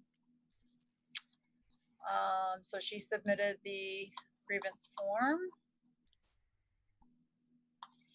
And we do have a note from her doctor stating that Joyce Kermis, who is the homeowner, is currently under my care for left hip arthritis. She underwent a left total hip arthroplasty in February of 19th of 2020. Following her hospitalization, she was in rehab facility until March 3rd. Because of the time frame for her hospitalization and treatment in a rehab facility, she was unable to submit appropriate paperwork for her STAR rebate for her home. I would ask that you please kindly allow her to submit paperwork several days late to accommodate her recent hospitalization. Please do not hesitate to contact me with any questions regarding this. I approve. Yeah. I approve. What's her address? What is her address? Hold on. And we already have the application in the office, 168 Baycrest Drive. Okay.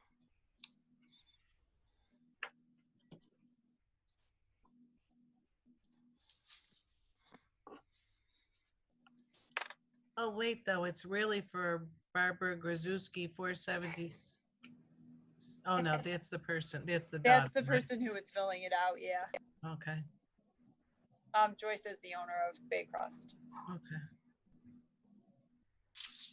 Okay. Next, we have Stefan and Radmila Pavlovsky of 75 Morowa Drive.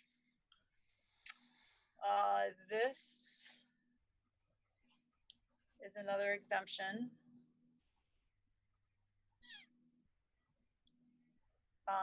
Their daughter wrote this letter. I, Carolina Jankulowski, am the daughter of Stefan and Radmila. I am writing to request the approval for the senior discount for Stefan and Radmila for their property at 75 Morowa Drive, Rochester, New York, 14622. They did not apply sooner because we thought that the office will not be open and available for people to be able to apply and have help when it is needed. We apologize for any conflict. We hope and appreciate that you will allow the senior discount to be approved. Please contact me at blank if needed. Thank you sincerely. All of them signed it. Let's see if there's anything else. Oh, they did turn in the exemption. So when is the exemption due? March 1st. It was before Yeah, that Corona was before the banning, so why pandemic. would they think the office was not open? Right, I don't know. it's All a right. big no. Yeah, No. even I have to decline this one. All right.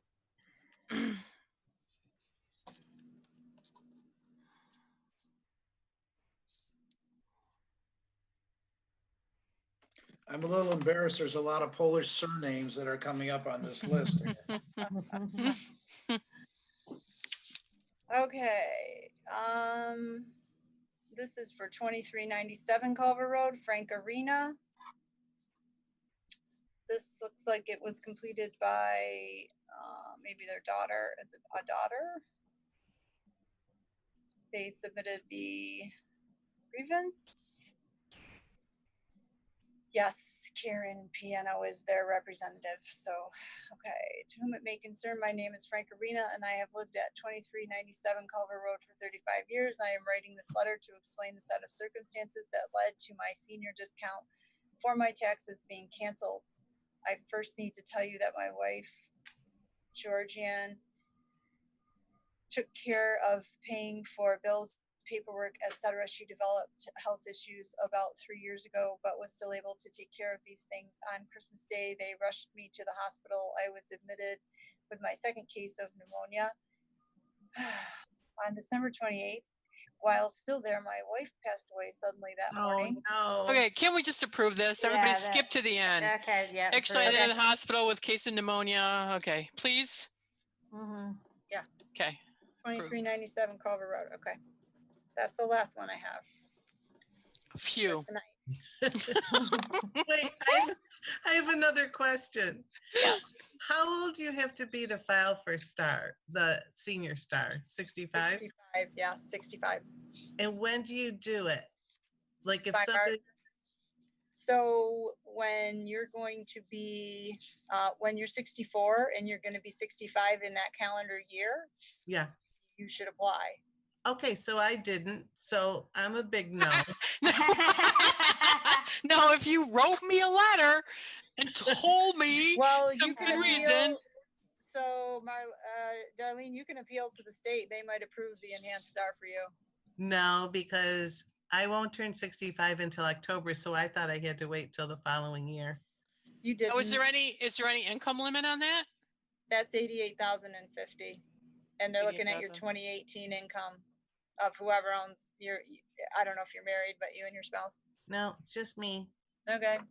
So if you completely miss the deadline, well, I think you can still apply. You can still try to apply to the state for the credit.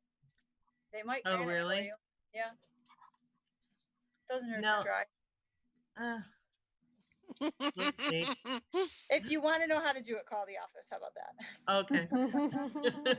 Aren't you going to feel guilty? You're turning down a 91-year-old. Now you're going to try and get credit through some state employee who's going to sit at the other end and say, okay, we're going to let Darlene go through. Because Well, we're nice. They probably won't let me go there. That's why I'm like, I'll wait. They till- might. They might. I can wait till next year. Okay, so I'll see you next Wednesday at 6. So We're gonna meet- a question for you for the Sunset House. So that Go ahead. form will get sent out as a renewal? Yes. Tom, you can stop recording.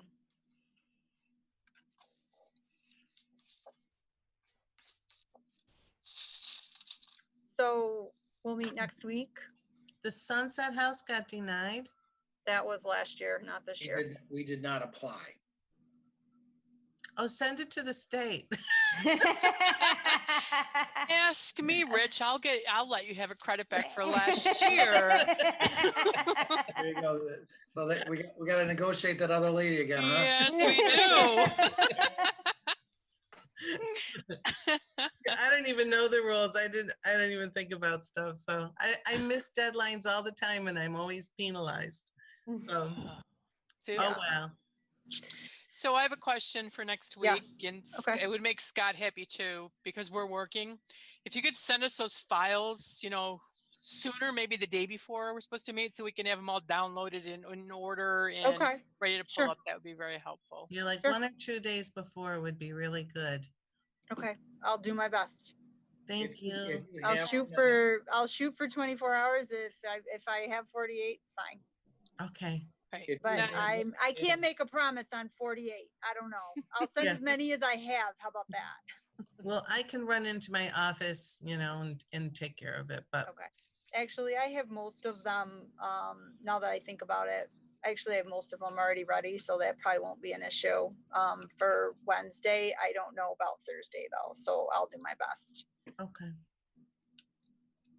Alrighty, Thank you. it was fun.